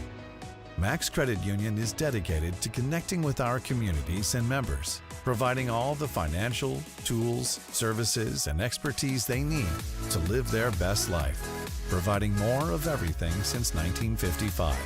Max Credit Union. Just announced, double rebate on BF Goodrich tires, only from Jim Whaley Tires. BF Goodrich is offering a rebate of up to $60 on a set of 4-passenger or light truck tires, and Jim Whaley Tires will double it. That's a $120 rebate on BF Goodrich tires. Now is your chance to save big. When it's time for service, pull into a nearby Jim Whaley Tires in Dothan, Ozark, Enterprise, Troy, Eufaula, and Mariana, or shop online at jimwhaleytires.com, where good service goes a long way. The mission of Pike County Schools is to provide excellence in education, producing graduates ready for college, careers, and lifelong success. Pike County Schools would like to wish the Goshen High School Eagles and the Pike County High School Bulldogs success on the field this Friday night. Whether you are a cheerleader, band member, player, or fan, we hope you enjoy the Friday night experience and take pride in your school. Pike County Schools, excellence in education. Searching for your next new or pre-owned vehicle? Choose Mitchell Automotive. One place to find, well, exactly what you need. Shop the largest selection of new and pre-owned vehicles in the Wiregrass. Search by price, payment, brand, or model from over 700 vehicles available to drive home today. With more selection at your fingertips, you're sure to find your perfect match. So, are you ready to join the family? Your family of dealerships, Mitchell Automotive. More selection at your fingertips, Mitchell Automotive. MitchellAuto.com. Max is woven into the fabric of our communities. We have history here, memories that stir warm feelings. We've always been Max, never changing the heart of. Good evening, folks, and welcome back to the Friday Night Blitz on C Spire and to Robert Zoomstein Stadium here in Ariton. A fury of late second quarter points from the Purple Cats of Ariton have given them a 26-6 lead over their neighbors to the north, GW Long. Rebels will receive the kickoff here in the second to start the second half, and Ariton will be on defense. If you're just now joining us, thank you for joining us here on the Friday Night Blitz. Ariton will be in the purple jerseys and the white pants with the white helmets. GW Long will be white jerseys over white pants, black helmets with the red trim.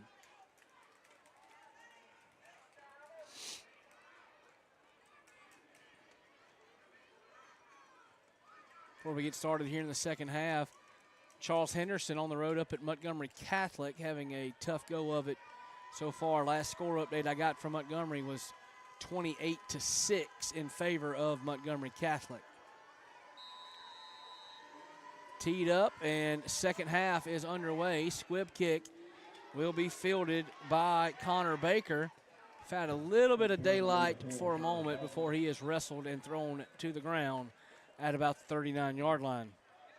That's where GW Long will take over. They scored on their second possession of the day on a Preston Williams run. But since then, it's been 20 unanswered points by the Purple Cats. Williams will set up in the shotgun. That's Hunter Hagler. And this will be Williams on the power read keeper to up to the 40, maybe the 41-yard line. That's the play that Williams scored the touchdown on earlier, where he stuck it in the belly of his running back and got the defense to overflow and pulled it and went up the gut for the touchdown. But the Ariton defense stays at home there. And they'll actually give him maybe a half a yard. We'll call it 2nd and 9. Two wide receivers down to the near side of the field for Preston Williams. And he'll throw it right here. And that ball's complete on the slant pattern across the middle to Cam Richards. Good throw and catch as he was in heavy, heavy traffic. And there's a flag that comes in late after the play was over. Didn't really see anything, but a lot of people in white jerseys talking to Cam Richards, number 5. I wonder if he may have gotten up off the pile there and said something or shoved somebody unsportsmanlike conduct on Cam Richards, and that will negate the good pickup there on second down. So it was a dead ball play. Was it a celebration penalty? Is that what it is? Okay. Nate Braystead, one of our great cameramen sitting up here next to me, said that Richards got up and celebrated like a spiked the football or spun the football right next to the defender. So that's what the penalty was going to be on, unsportsmanlike conduct. You see, yeah, there he is right there on the screen. And that's what the flag is going to be for. So tough break for GW Long there. It would have been 3rd and about 4. Now it's 3rd and about 19. Preston Williams going to dance out to his left looking for running room, and will find it hard to come by. He picks up about 5, but that will only make it 4th and about 11. So the penalty negates the promising drive for GW Long here to start the second half, and they'll have to give it right back over to the Purple Cats of Ariton. Another score we just got updated. They opened the the gates for a football game over in Brantley, and a track meet broke out between the Tigers and Bulldogs. It was late second quarter. We were almost done with halftime. It was late second quarter in Brantley. It was 33-29. As that punt will hit, and we picked up on the sideline by Capel.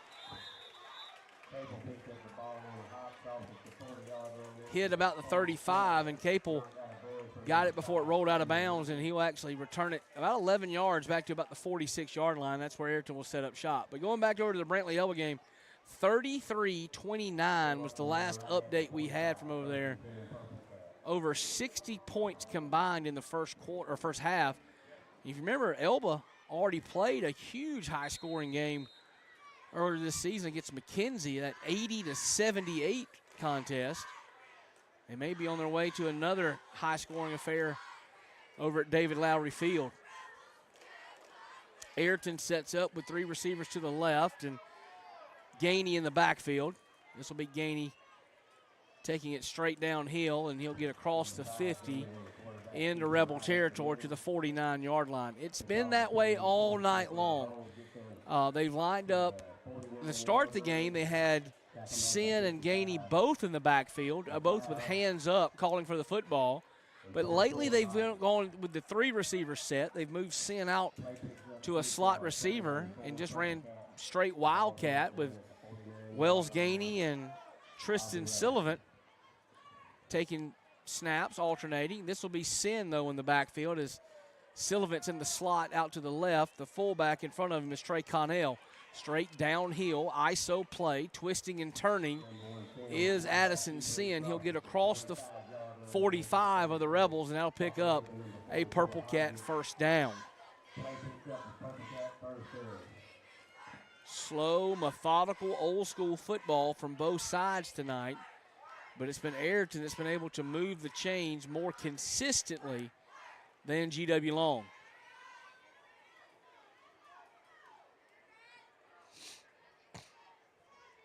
There's the trip set. This will be Sullivan in the backfield. And he'll take it left side behind Trey Connell, get down to about the 40. The ball comes out on the end. We'll see what the referees come in and say. No signal yet. There's the signal. There's a turnover. That may be the spark that GW Long needed. Replay here on our C-Spire vision. And it was Sullivan who ran in there and got popped. I think that was going to be Landon Grubbs, number 9. Yeah, that's Landon Grubbs that forced the fumble. Grubbs forced it, and I believe that was Eben Pritchett who fell on top of it. So little spark maybe for the Rebel defense as they'll take over at the 41. Williams back to pass, looking down the center of the field for a man. He's got him all the way down inside the 20-yard line. That was Cam Richards on the receiving end of a Preston Williams rainbow pass down the middle of the field. And the fumble change of possession has now turned into a scoring opportunity for GW Long. If Richards could have kept his feet, it would have been a 65-yard touchdown. This will be Williams, the quarterback, working left side across the 15 down to about the 11 or 12-yard line. We were talking just a moment ago how Ariton was slowing the game down and methodically working down the field, maybe trying to go up 4 scores and put this game away, but just that quickly, the turnover, the big play, and now GW Long's knocking on the Purple Cat door. Williams checks the sideline, gets his call. This will be a handoff to Hagler on the counter. Hagler's got running room inside the 5, down to the goal line. And he is just short at about the 1. Counter play, there he is behind big Hunter Kirchner, number 62. And he gets down to the 1-yard line, does Hunter Hagler.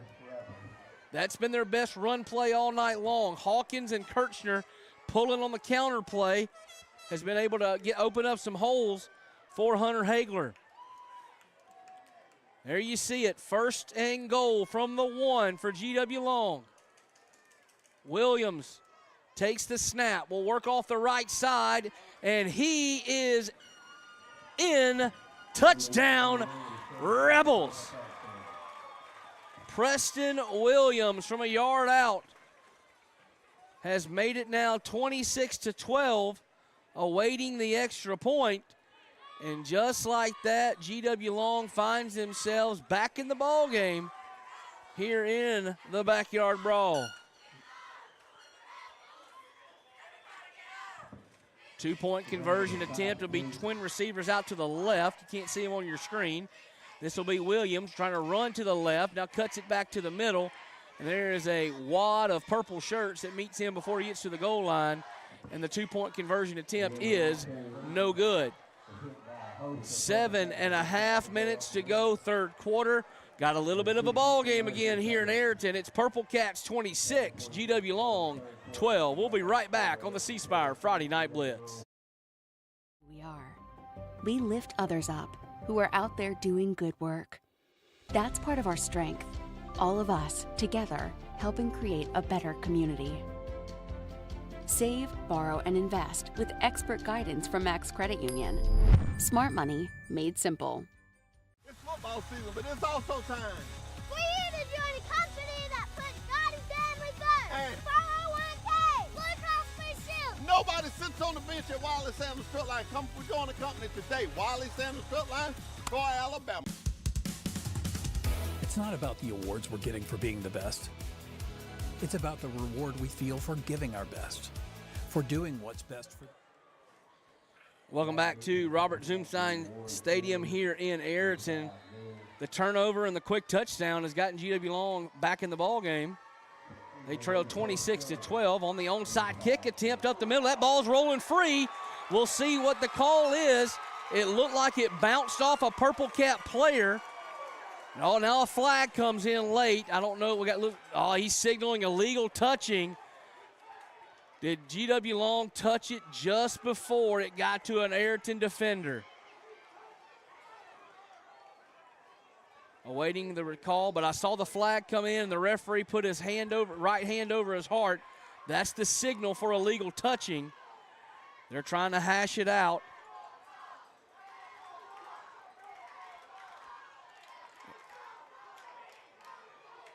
You see your replay there. Ooh, it looks like it touched an Ariton player.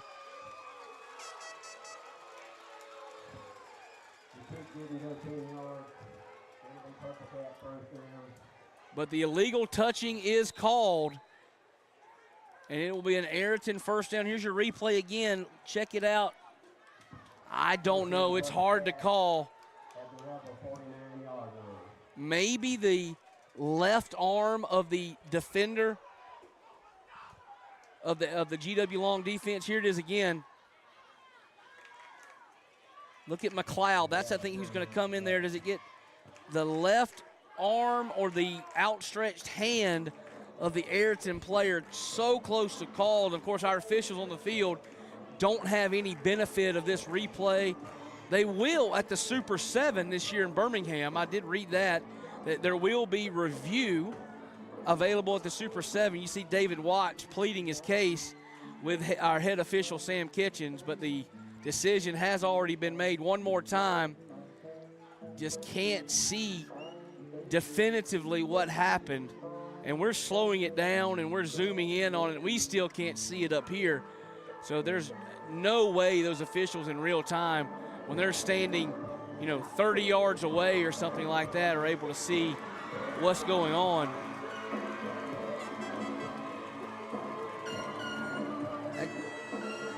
The only issue I would have if I was David Watts is the official that threw the illegal touching was on the backside of the play. I don't think the referee that saw or that threw the flag actually saw the contact, but it's neither here nor there, as the penalty has been called for illegal touching. Ball will be at the 49-yard line of GW Long. Ariton will take over 1st and 10, and they'll get back in the trip receiver set with the Wildcat Gainey in the backfield. This will be Gainey left side to the 45, not quite, as he's swarmed under by a host of Rebels. And it was Marvin McLeod. I believe that was also Connor Baker was in on that play, but it was McLeod leading the way. And we've seen that often tonight. Marvin McLeod, the number 55 in the middle of that GW Long defense, has been the guy that's had his hat on almost every tackle for the Rebels and has brought the lumber multiple times. Same set, trip receivers to the left, the short side of the field. It'll be Gainey again, churning his feet, making yards and getting close to the 40-yard line, but it'll be a 3rd down play for Ariton.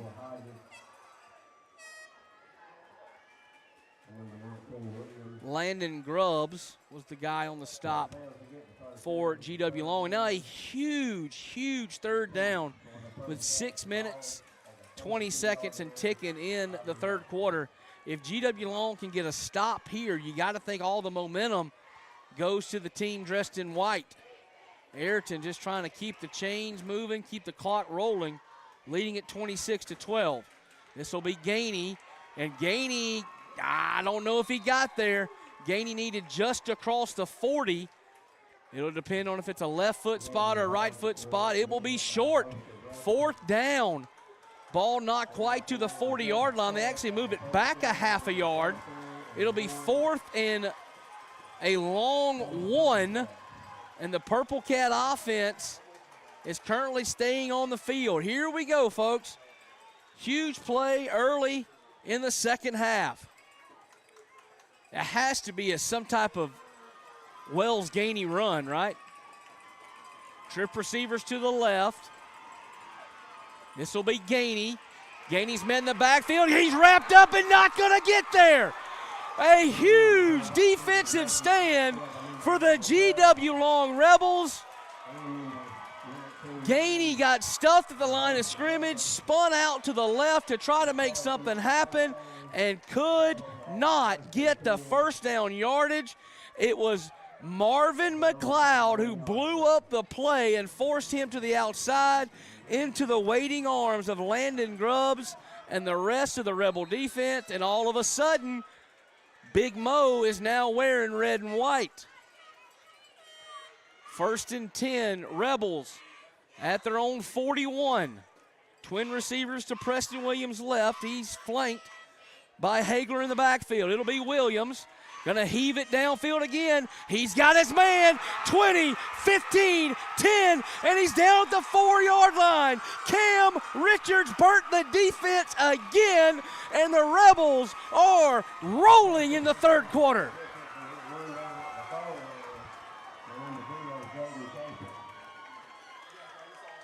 Cam Richards had beaten his man, who in mid-stride chasing him caught a cramp and left Richards wide open down the seam on the post route. And our position here on the sideline in the press box is actually on the GW Long sideline, and all of a sudden this place is rocking here in Ariton. Jaden Capel for the Purple Cats saved a touchdown with a diving tackle. And a couple of deep heaves on first down here for GW Long has got them set up. They did the same, basically the same play when they got the ball to start the second half and connected. And now they just found Cam Richards again. It was Richards on the receiving end of both of the long passes from Preston Williams. We saw Addison Sin limping off with a cramp. He was the guy that was in coverage against Cam Richards, and that might be big for later because Addison Sin is the quarterback for Ariton. We'll keep an eye on that. 5 minutes and ticking here in the third quarter. Preston Williams takes the direct snap, and a swarm of purple shirts greets him at about the 3-yard line, maybe a pickup of 1. It'll be 2nd and goal for GW Long. If GW Long puts this thing in the end zone right here, it's got to be a very uncomfortable situation for the Ariton Purple Cat fans, as everything has flipped on that fumble a few minutes ago. It went fumble, touchdown, turnover on downs, and now GW Long threatening again. Power read again. Williams will keep it, and that was a bad read from Preston Williams. Tried to do a little bit too much, and he is swallowed up in the backfield back at the 6-yard line. Williams has had a lot of success on that power read on the pull and keeping it himself, but he kept it too long that time, made a bad read, and lost about 3 yards. Big third down coming up here for GW Long. 3rd and goal from the 6. Williams takes the snap. Throw it across the middle on a slant pattern. Incomplete. Flag will come in late.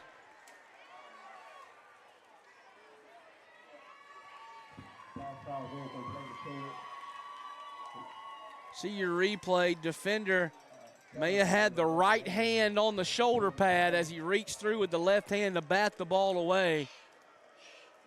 Awaiting the official call from Sam Kitchens. Pass interference on the defense. That's what happened. You saw in our replay just a moment ago. You'll see it again right here. Your defensive back, look, that has the right hand on the shoulder pad and reaches through with the left hand to knock the pass away. That's where the pass interference is going to come. You see that call a lot on Saturdays and Sundays. Not very much on Friday nights, but it's by definition pass interference. And it'll be 1st and goal inside the 5 for GW Long. And now another whistle before the play gets going.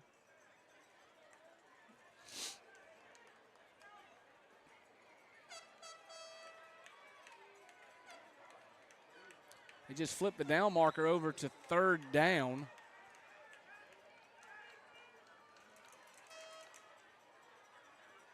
This will be a handoff, and he found his way in. Touchdown, GW Long. That was Blaine Wood, the H-back, getting a carry on the goal line, and we have a ball game in Ariton, Alabama. 26-18 awaiting the extra point attempt. I believe that was the counter play again behind Hawkins and Kirchner, but that time it was Wood who found his way to the end zone. 2-point conversion attempt this time for Preston Williams. They'll run the counter again. This is Hagler, and he did not get there. It'll be 26-18, so it'll stay an 8-point ball game. Folks, go grab a snack, go grab a drink, and call your friends and neighbors. We got a good one here in Ariton on the Friday Night Blitz. Come on back. Don't miss a minute. Those who need us, for creating a home for those who want to be their best. It's about knowing that we're attracting some of the best minds, the best hearts, and providing you with some of the best health care anywhere. Welcome to Southeast Health, where best is what we do. Southeast Health, always the right direction. Soon, the Emergency Department of Southeast Health, which cares for almost 60,000 patients each year, which includes the region's only Level 2 trauma center, a chest pain center, and a comprehensive stroke center, will be providing even more care for more of us. This is what happens when good people work together to do what's best for others, for all the right reasons. Visit southeasttosouthbest.org and feel proud. Southeast Health, bringing out the best in us all. Welcome back to the Friday Night Blitz in a suddenly tense and rowdy Robert Zoomstein Field here in Ariton. Try the onside kick again, and the kicker going to whiff on that ball. And that will be, of course, an illegal touch, and Ariton will take over at the 42-yard line.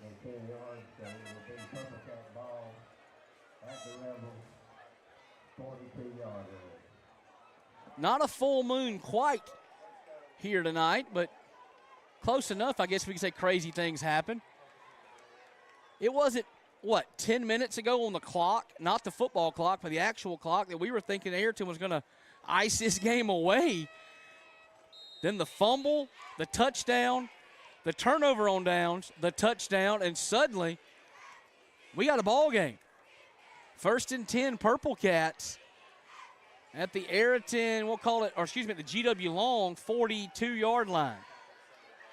This will be Wells Gainey in the backfield. He'll take the direct snap, go left side, across the 40, across the 35. He's still running to the 30-yard line before he is finally dropped.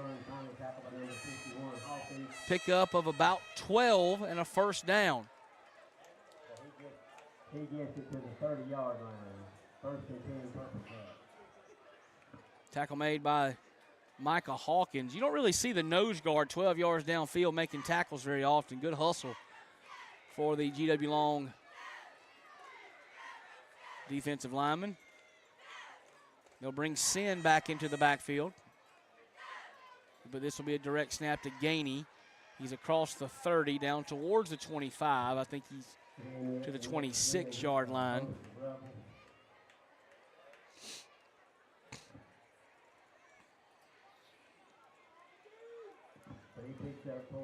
GW Long needing another big stop here as we're getting late in the third quarter, down inside of 3 minutes.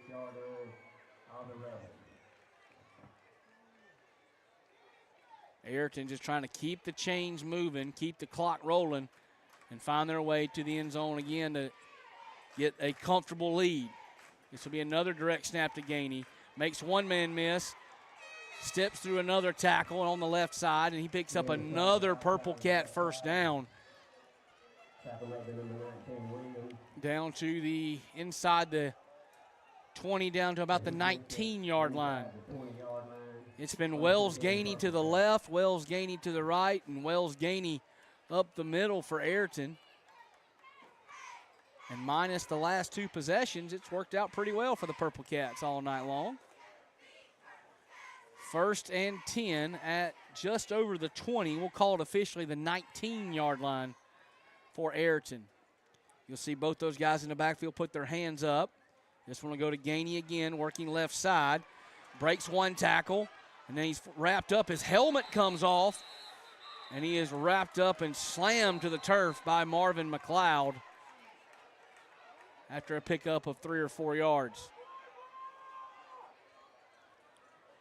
It's been the same play like 3 plays in a row, just kind of that student body left play over the left tackle. For Wells Gainey, who had a Ariton player down on the field, but he's able to hop up pretty quick. Looks like it was Gainey. It was Gainey. His helmet came off. May have got a little bump on the noggin as he was tackled.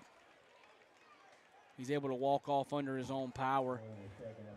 But that's pretty big for Ariton because he's been basically their offensive threat tonight. So we'll probably see, I assume, Tristan Sullivan come in and take over that Wildcat running back, quarterback, quasi position. See if we get into something a little bit more traditional and bring Sin back into the backfield. That's exactly what we'll get here. And it'll be Sullivan, number 4. Addison Sin, number 1. Sin listed as the quarterback, but Gainey has taken most of the direct snaps tonight. And there's a botch snap. Sullivan will have to pick it up. He's actually going to make a little bit of something out of it. So a disastrous start to the play actually works out pretty well. And that snap went to Sullivan, and I think it's got to be something. Sullivan hadn't taken too many snaps tonight. Even on the plays where Sullivan has been in the ball game, Sin has caught the snap and then handed it off. It's been Gainey taking all the direct snaps. That one jumped on Tristan Sullivan a little bit quicker than he thought it might. Right through his hands. Luckily for him, it bounced directly back to him, and he's actually able, I think, to pick up a half yard or so. But it'll be 3rd, and we'll call it 5 for the Purple Cats. I formation here. Sullivan will dot the I. It'll be a straight ISO handoff, and Sullivan will pop out the backside and get down to the inside the 1. No, he actually's in. Touchdown, Purple Cats. Tristan Sullivan on the old school ISO play out of the I formation, and Ariton extends the lead to 34-18. Excuse me, 32-18. Got a little ahead of myself on the 2-point play.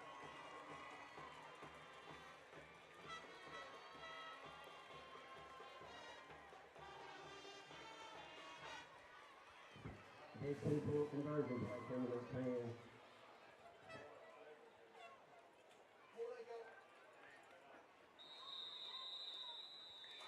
Timeout taken on the 2-point conversion. I think Ariton may have had 12 guys in the formation, but they got the timeout call before the penalty was. 32-18 now for the Purple Cats. That was a huge, huge touchdown for them as all the momentum had shifted over to the GW Long side after the turnovers and the touchdowns from the Rebels. That was a 42-yard drive there, capped off with the Tristan Sullivan touchdown run on a 3rd and 5 play. Got in the I formation. You don't see a whole lot of teams get in the I formation anymore. But it worked out well on the ISO, lead, blast, whatever you want to call the play, whatever your favorite vernacular is. That's what Sullivan did all the way to the end zone and stretched the football over the plane for the touchdown.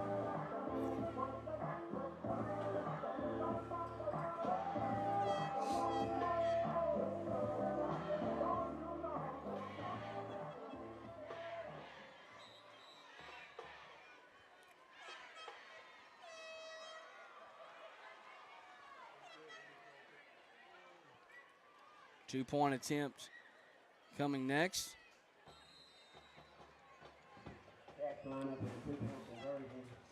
Wishbone set for Ariton. Handoff to Capel, who is lined up in the backfield, and he finds his way to pay dirt. And it's now 34-18 Ariton. Good response from the Purple Cats as they take over control of the ball game once again. 42 seconds to go, 3rd quarter of play. Ariton back up on GW Long, 34-18. Come on back on the Friday Night Blitz. You join a company that puts God and family first. 401k, Blue Cross Blue Shield, height. There's nobody on the bench at Wiley Sanders Truck Line. Go deep with Wiley Sanders Truck Line. Join today, Troy, Alabama. Nobody sits on the bench at Wiley Sanders Truck Line. Come join the company today. Wiley Sanders Truck Line, Troy, Alabama. Blue Cross Blue Shield, 401k. Come join today. Been in business since 1959. Wiley Sanders Truck Line, Troy, Alabama. At Max Credit Union, we enjoy more. Serving more, teaching more, growing more, giving more, supporting more, sharing more, and more of everything. Max Credit Union is dedicated to connecting with our communities and members, providing all the financial, tools, services, and expertise they need to live their best life, providing more of everything since 1955. Max Credit Union. good response touchdown from the Ariton Purple Cats has extended their lead to 34-18, and Ariton needed that one as they were hurting there for some points. But they get that one to extend their lead back out to 16. But here we go. Here comes GW Long back down the field.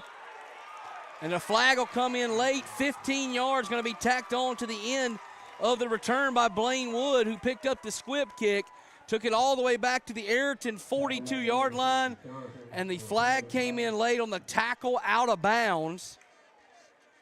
As you see, Wood headed to the sideline. He's well out of bounds, and then contact was engaged.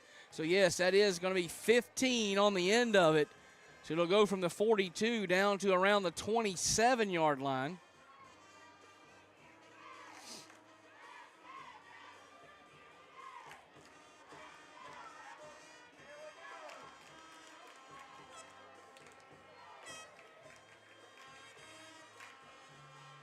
Referees will get it marked off.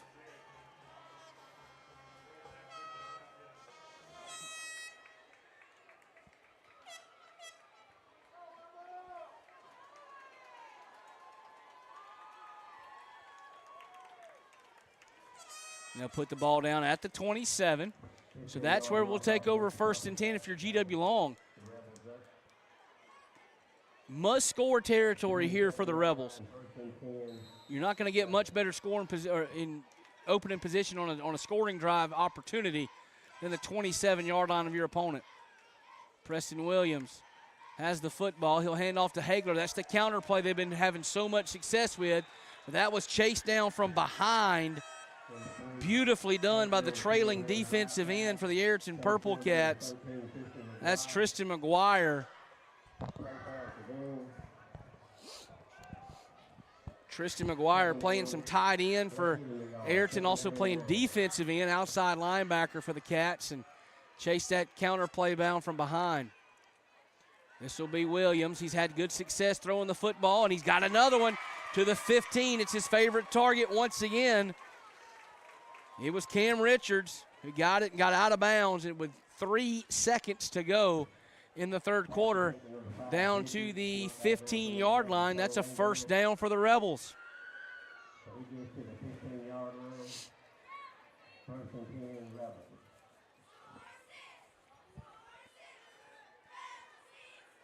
Two wide receivers out to the right. Hagler in the sidecar left. This will be Williams. Going to throw the out route to Richards, and Richards is wrapped up and thrown down by Capel as the third quarter comes to an end. We've played 3 here in Ariton. Purple Cats in control of it. However, GW Long is threatening. Come on back on the Friday Night Blitz here on C-Spire.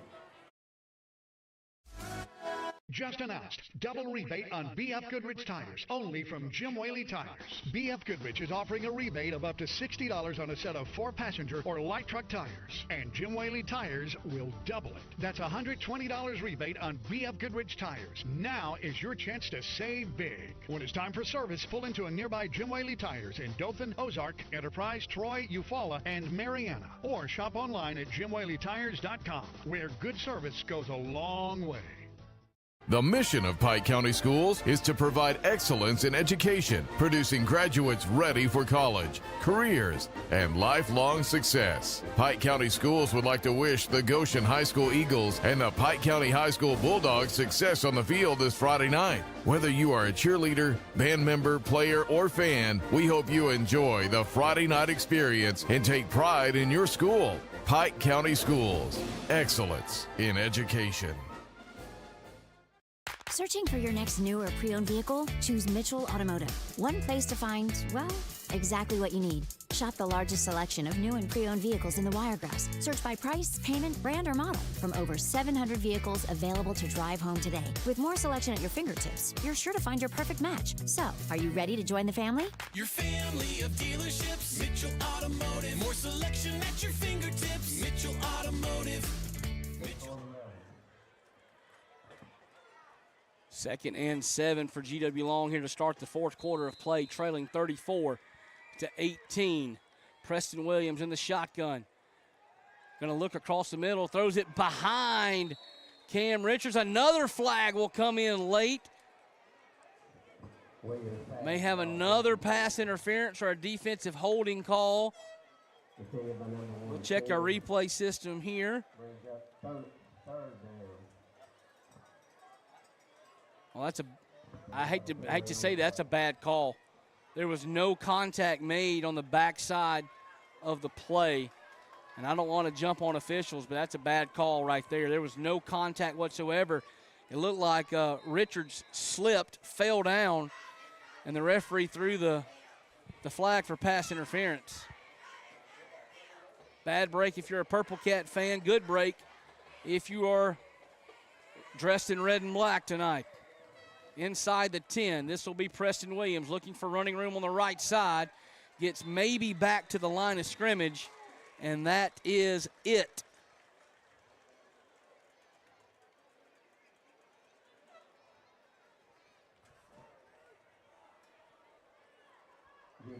Play by the Purple Cat, pushing back a yard.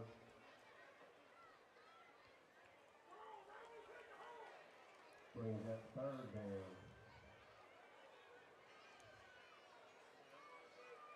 Third down here for GW Long.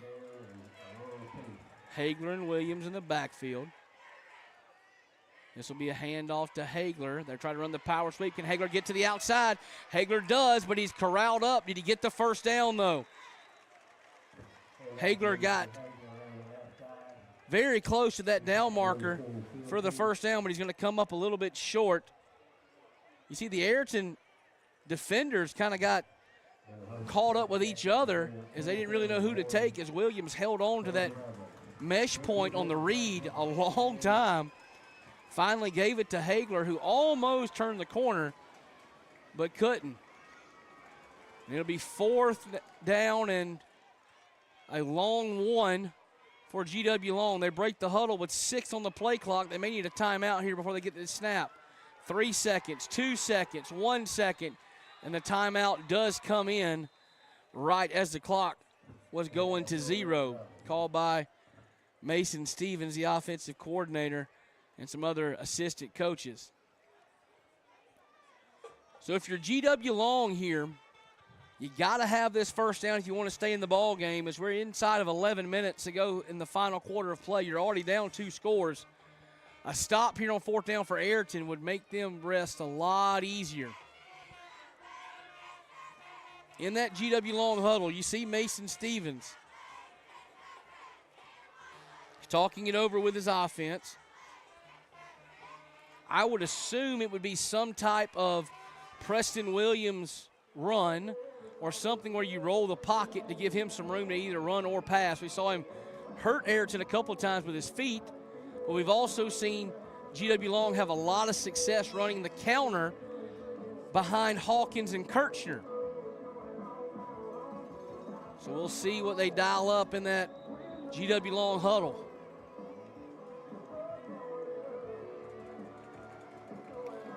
Fourth and a yard for GW Long.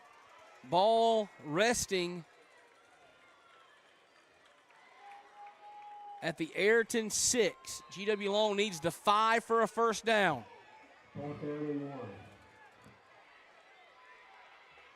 Going to be Preston Williams looking up the gut. He will get across the 5, down to the 4, and that's a first down. I figured it might be something putting the ball in your best athlete's hands, and that is undoubtedly Preston Williams, and it's a Rebel first down at the 4.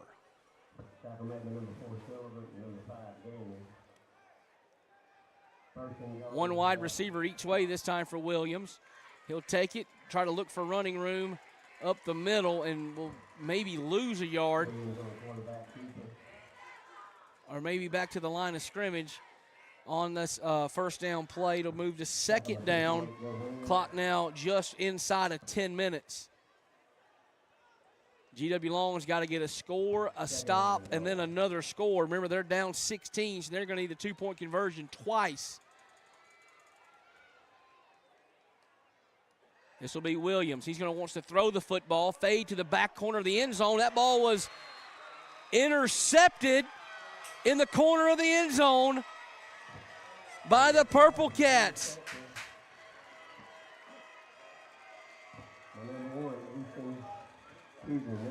Easton Hewins. Number 1, Easton Hewins,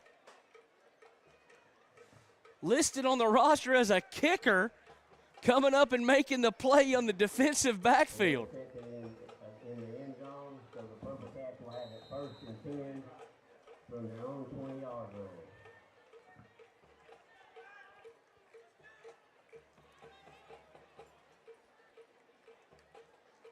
Well, now that I look at my roster, I don't think that's correct because Easton Hewins is listed at 5'5", 120. And whoever that is on the field is a little bit bigger than 5'5", 120 pounds. This will be Wells Gainey working off the right side. He finds a little bit of running room across the 25, out to about the 30-yard line, close to a first down marker.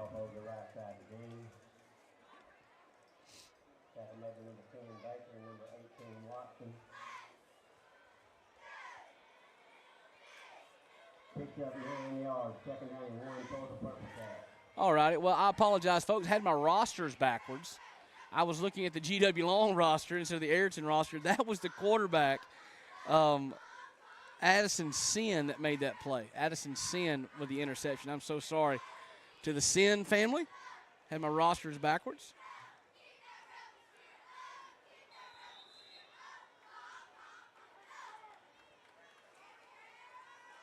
And that was Sin with that carry into the middle of the GW Long defense.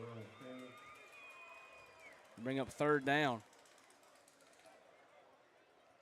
Can't really fault Mason Stevens and the GW Long offense. They've had a lot of success throwing the football here, but when you get down there inside the 5-yard line, the field gets very constricted and small, and things don't go well for you, and you had to throw the jump ball up to the back. And Addison Sin at 6'1", 200 pounds with good leaping ability was able to out-jump the GW Long defender, or GW Long receiver, and pick that ball off. Big 3rd down right here for Ariton. This will be Gainey on the carry. Gainey did not get there.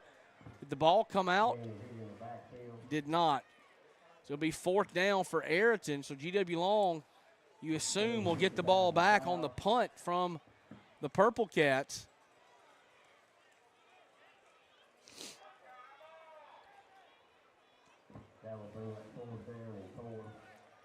Fourth and 4 for Ariton. I assume you'll see Gainey flex out, and you'll see Sin take a couple of steps back to get in the pooch punt set. And there it is. Really, really good punt from Addison Sin. Takes a Purple Cat bounce all the way inside the 20 to the 16-yard line. Sin just rips off a beauty of a punt. That's going to be somewhere close to 45 yards on the punt, and completely flips the field and makes GW Long going to go almost the length of the field to try to get back in this one. It's Ariton leading by 16 with 7 minutes, 18 seconds to go in the 4th quarter of play. We'll stay here. Try to get you some final scores from around the area as GW Long starts this drive. This will be Williams back to pass. Going to heave it down the seam, middle of the field, in and out of the hands of his favorite target, Cam Richards. It was almost same song, different verse, Richards down the seam, but he's unable to bring it in. A final score for you from Daleville. It was all op over the Warhawks, 39-0. Also a score update from up in Montgomery. 2 minutes ago in the 3rd quarter of play, the Knights of Montgomery Catholic all over Charles Henderson, 42-6.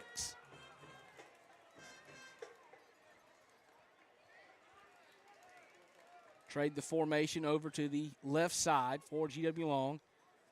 Preston Williams has the snap. He'll work to the left side in the run game. Hemmed up before he could ever get going on the left side of the Purple Cat defense. That was Tate Gilcrease. who wrestled him to the ground. It'll bring up 3rd and long. We'll call it 3rd and, I'll say 3rd and 8. 3rd and 8, closer to 3rd and 8 than it is 3rd and 9. 6:45 to go and ticking in the fourth quarter.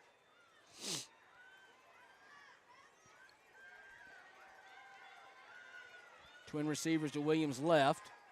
Flushed out of the pocket, rolling left. He's dangerous with his feet, but he'll flip it downfield to Richards, who got his toes down and the ball reeled in. No, he didn't get his toes down. They'll come in and wave it off, so it'll be 4th down. I thought Williams might keep that ball when he got in the open field to the left side, but made a really good throw to Richards, but unable for Richards to get his hands on the ball and his feet down in the same motion. And they will send on, it looks like, the kicking unit for GW Long.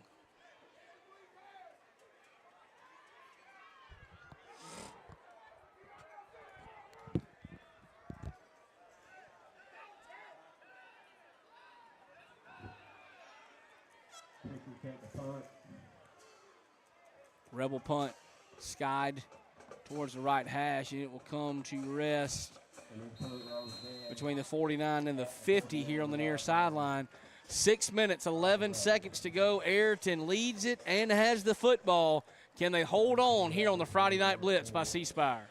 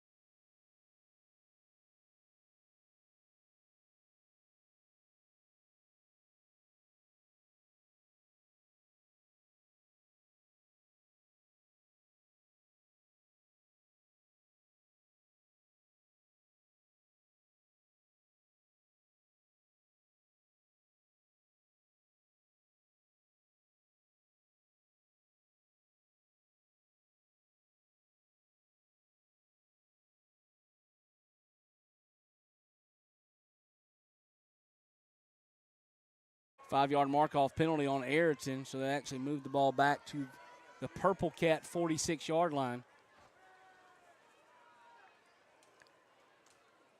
Sullivan looking for running room on the right-hand side. Gets a little bit across the 50 before he's wrestled down in Rebel territory. Talking about your final wishes is never an easy thing. However, at Dillard Funeral Home, we realize that funeral pre-planning can alleviate some of the stress during the most difficult time. For assistance in pre-planning your funeral arrangements, call your friends at Dillard Funeral Home. Also, don't miss out on the exclusive deals just in time for opening day. Tackle Shack Outdoors, your one-stop shop for all things hunting. For this second down play from Ariton, another final score. Pike Lib went over to Clayton and beat Barber County 61-12.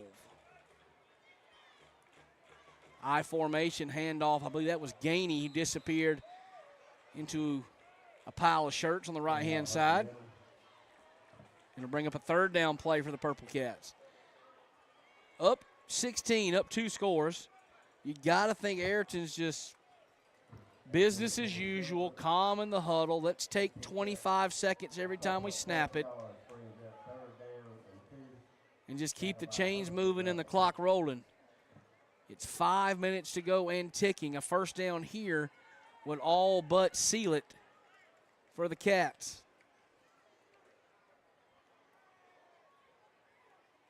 This will be Gainey, who gets his first down across the 45 to the 40. And you got to think that's going to be another at least 2 minutes off the clock.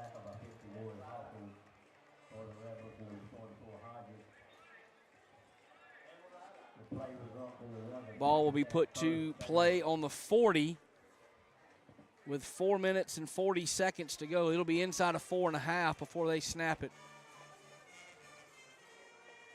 And there's not much you can do to slow down this run game and stop that clock if you're a GW Long Rebel. They'll go to the I formation again. This will be a handoff to Gainey on the right side. And he'll just plunge ahead for 2, 3, maybe 4 before he's brought down. And the clock will continue to roll.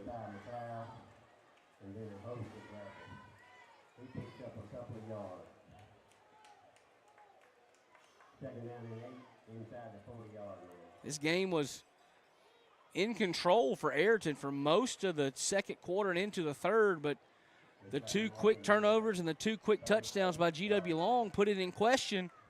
But then the methodical drive down the field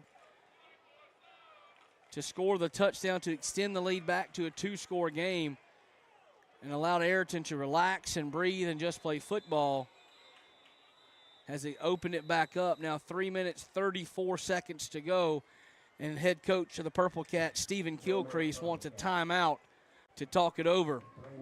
We'll stay here on the Friday Night Blitz. Try to get you a couple more local scores. We mentioned that Pike Lib beat Barber County 61-12. What a good season the Patriots are having in their first official season in AHSAA competition. I believe that's going to up their record now to, I think, 4-1, 3-1, 4-1, somewhere in that range. William Miguel and Johnny Mitchell and the rest of the coaching staff up at Pike Lib doing a whale of a job. Got a really good shot to make the playoffs in their first year in 2A football. Late in the fourth quarter, Mariana of Florida leads W.S. Neal 49-30. Greenville over Headland 44-22. 5 minutes left to go in the game. Strawn is leading Geneva 28-7. Back here in Ariton, 34-18, Purple Cats over GW Long with 3:34 to go. And Ariton facing a 2nd and 8, 2nd and 7, we'll call it. This will be a pass to Addison Sins. Got a man down the seam, and it is dropped all the way to the end zone. Would have been Brody Joyce, but he dropped it on the seam route. He was running free, and he could not hang on to the football. One of them old scenarios of tried to run with it before he caught it. And it'll be 3rd and 8. Actually works out well for GW Long there. The clock will stop with 3:29. 3rd and 8 for Ariton. Need to convert this first down and put the ball game away. It'll be Wells Gainey disappearing into the wad of purple and white, and he'll come up well short of the first down. And David Watts wants a timeout here on the GW Long sideline. Will come with 3:19 to go and a 4th and 6 for the Purple Cats.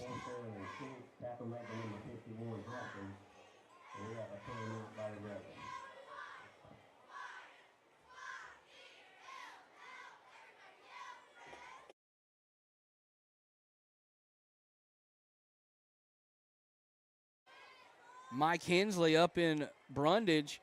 Pike County now with 3 third-quarter touchdowns has taken a 19-6 lead over the Ashford Yellow Jackets. That'd be a little bit of an upset, I believe. Ashford came into the game, I believe, undefeated.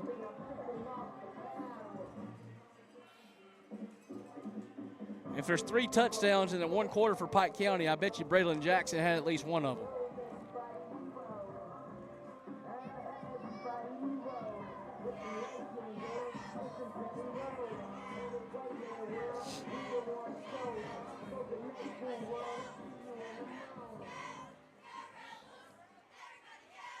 Big 4th down coming up for the Purple Cats. A first down here would end the ball game for all intents and purposes. Be Sin and Gainey in the backfield. This will be Sin taking the snap. Going to throw the football, lobs it up across the middle. Pass is caught and dropped by Capel. Thought Capel had it there for a moment, but I think it went right through the wickets on the basket catch attempt.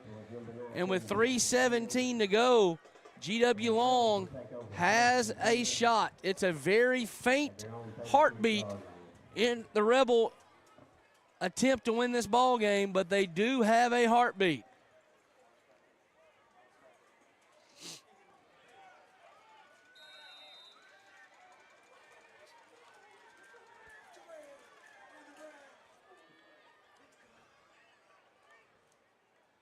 Preston Williams back to pass, looking left, and will fire incomplete.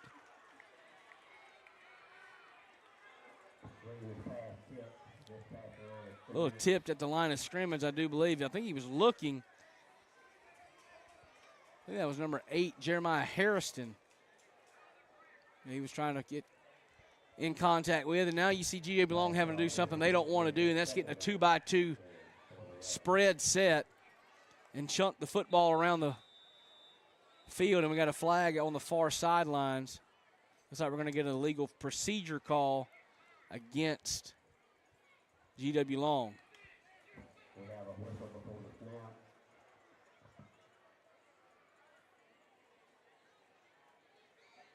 Nope.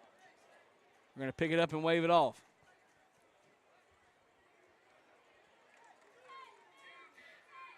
So we'll re-rack it and do it all over again.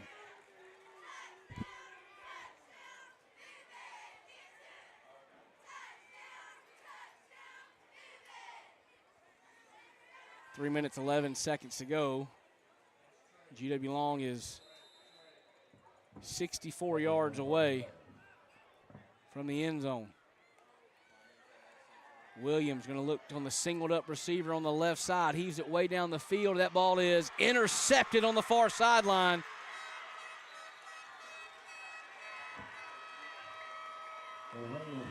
Intercepted. Brody Joyce picked that ball off, and that will do it here in Ariton. Had trip receivers to the right, but Williams went with the single matchup on the left side, and that ball was almost caught over there by Aaron Yarbrough, but it was Joyce, Brody Joyce, who was able to rip it out of his hands and bring it down for the interception. Ariton will take over at their own 40-yard line. 3 minutes, 3 seconds to go, trying to ice the clock as the folks begin to head for the exits here on this side of the stadium. This is Capel, the receiver in it, the running back. That ball comes out, but an offensive lineman for the Rebels, or excuse me, for the Purple Cats falls on it. That was Bowen Jones who fell on that loose football. I'm sure Bowen Jones thought about it for a brief second when he saw the ball laying there. Hey, I'm going to live out my glory and pick it up and run with it. But probably not a good idea late in a semi-close ball game. He might get a little talking to from Stephen Kilcrease when it's all said and done. So he made the right decision. Just fall on it. Let's get out of here with a win.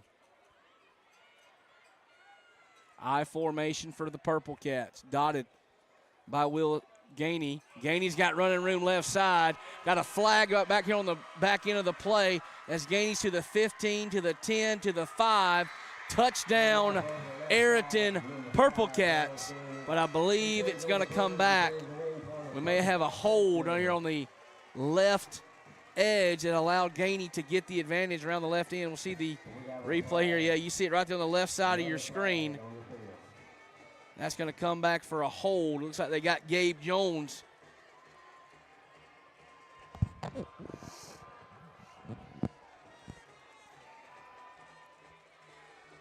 It was the block by Gabe Jones here on the left side, right there on the left side of your screen.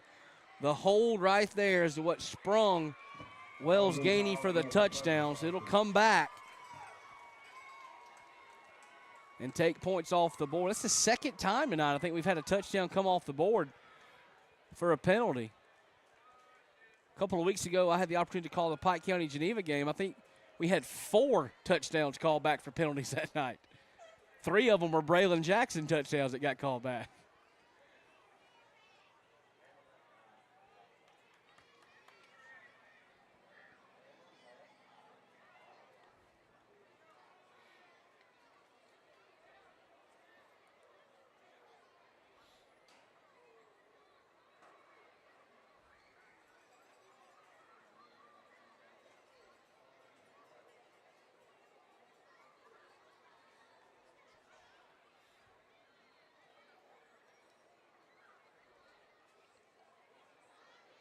to answer my question from earlier, Braylon Jackson had 2 of the 3 third-quarter touchdowns for Pike County.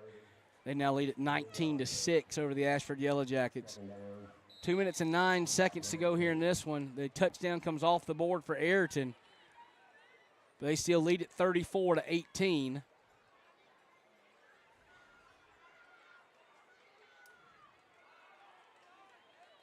Tackle overset in the I formation for Ariton. Heavy to the left. They'll pull the guard around the right side, run the power play to the right. Half a step from breaking it was Capel.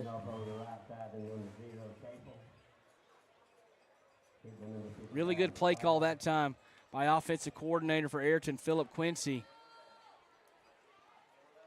He went heavy to the left, got the defense overloaded, and then tried to run the power play, the pull back to the right side where the defense was a little outmanned, and Capel was a hair's breadth away from going the distance and putting the icing on the cake of this rivalry win. 1 minute to go in the ball game. 3rd and 13 for Ariton. They lead at 34-18. This will be another handoff to Capel, trying to get to the outside. He'll break a tackle, first down. That's going to ice your ball game, but Capel's thinking more. There he goes. Exclamation point on the play for Capel. Touchdown Purple Cats with 49 seconds to go. But we got a flag down on the field at about the Ariton 48-yard line, in the area potentially of another hold on the outside of the play. Officials discussing it. We'll get the call from Sam Kitchens. It'll actually be a face mask penalty on GW Long. I'm assuming they'll decline that one and take the touchdown. So we can officially say now 40-18 Ariton with less than a minute to play.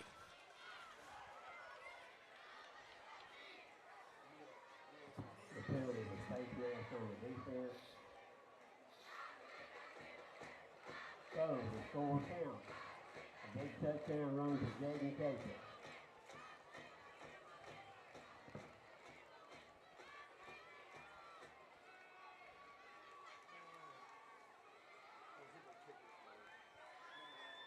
Oh, we got a little bit of a kicking thing going on now. We've been going for 2 all night, but now we got an extra point attempt.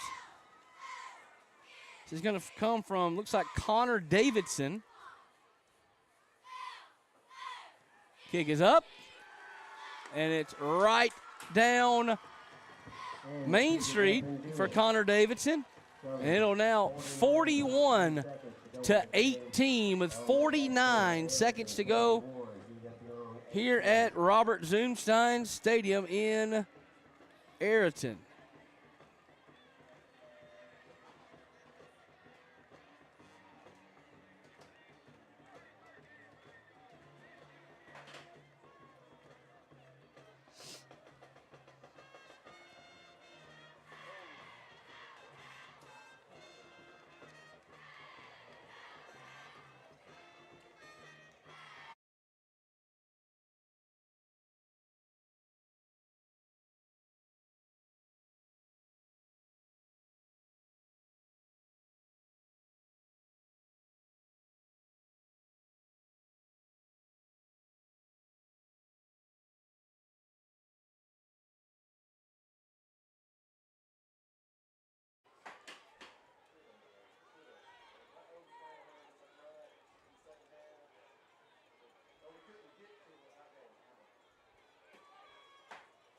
Ariton got it teed back up to kick off for what you have to think will be their final time tonight.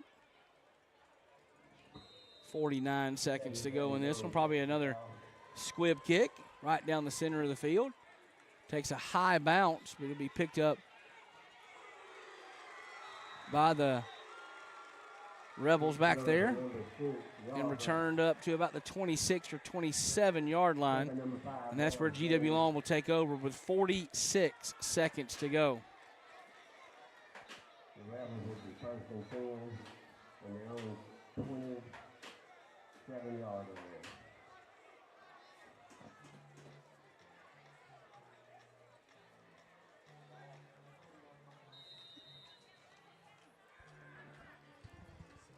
So with 46 seconds to go, see what GW Long tries to come up with here late. Probably just run the traditional offense, get what you can, and get out of town. This will be Hagler trying to run that counter play again, and he's hemmed up by quite a few Purple Cat defenders. It was led over there by Wells Gainey. What hasn't Wells Gainey done tonight? He's by far our player of the game. We need to find a sponsor for our player of the game every Friday night. But so tonight, I guess we'll give it to Dillard Funeral Home and Tackle Shack Outdoors. Our player of the game is Wells Gainey for the Ariton Purple Cats. 3 touchdowns on offense, a interception on defense.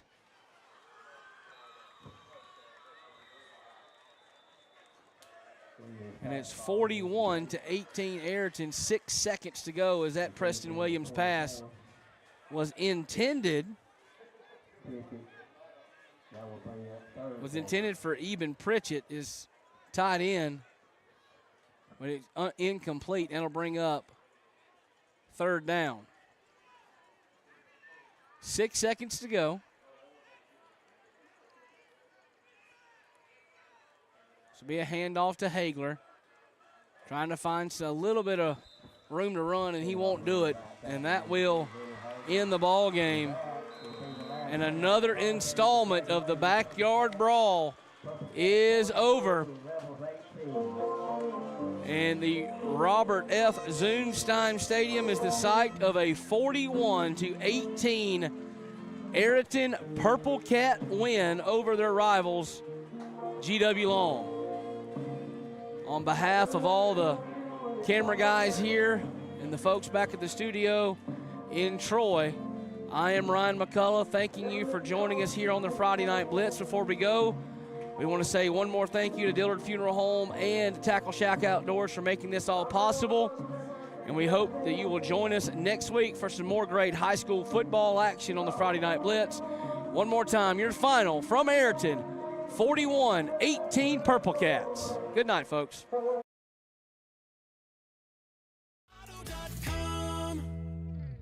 Max is woven into the fabric of our communities.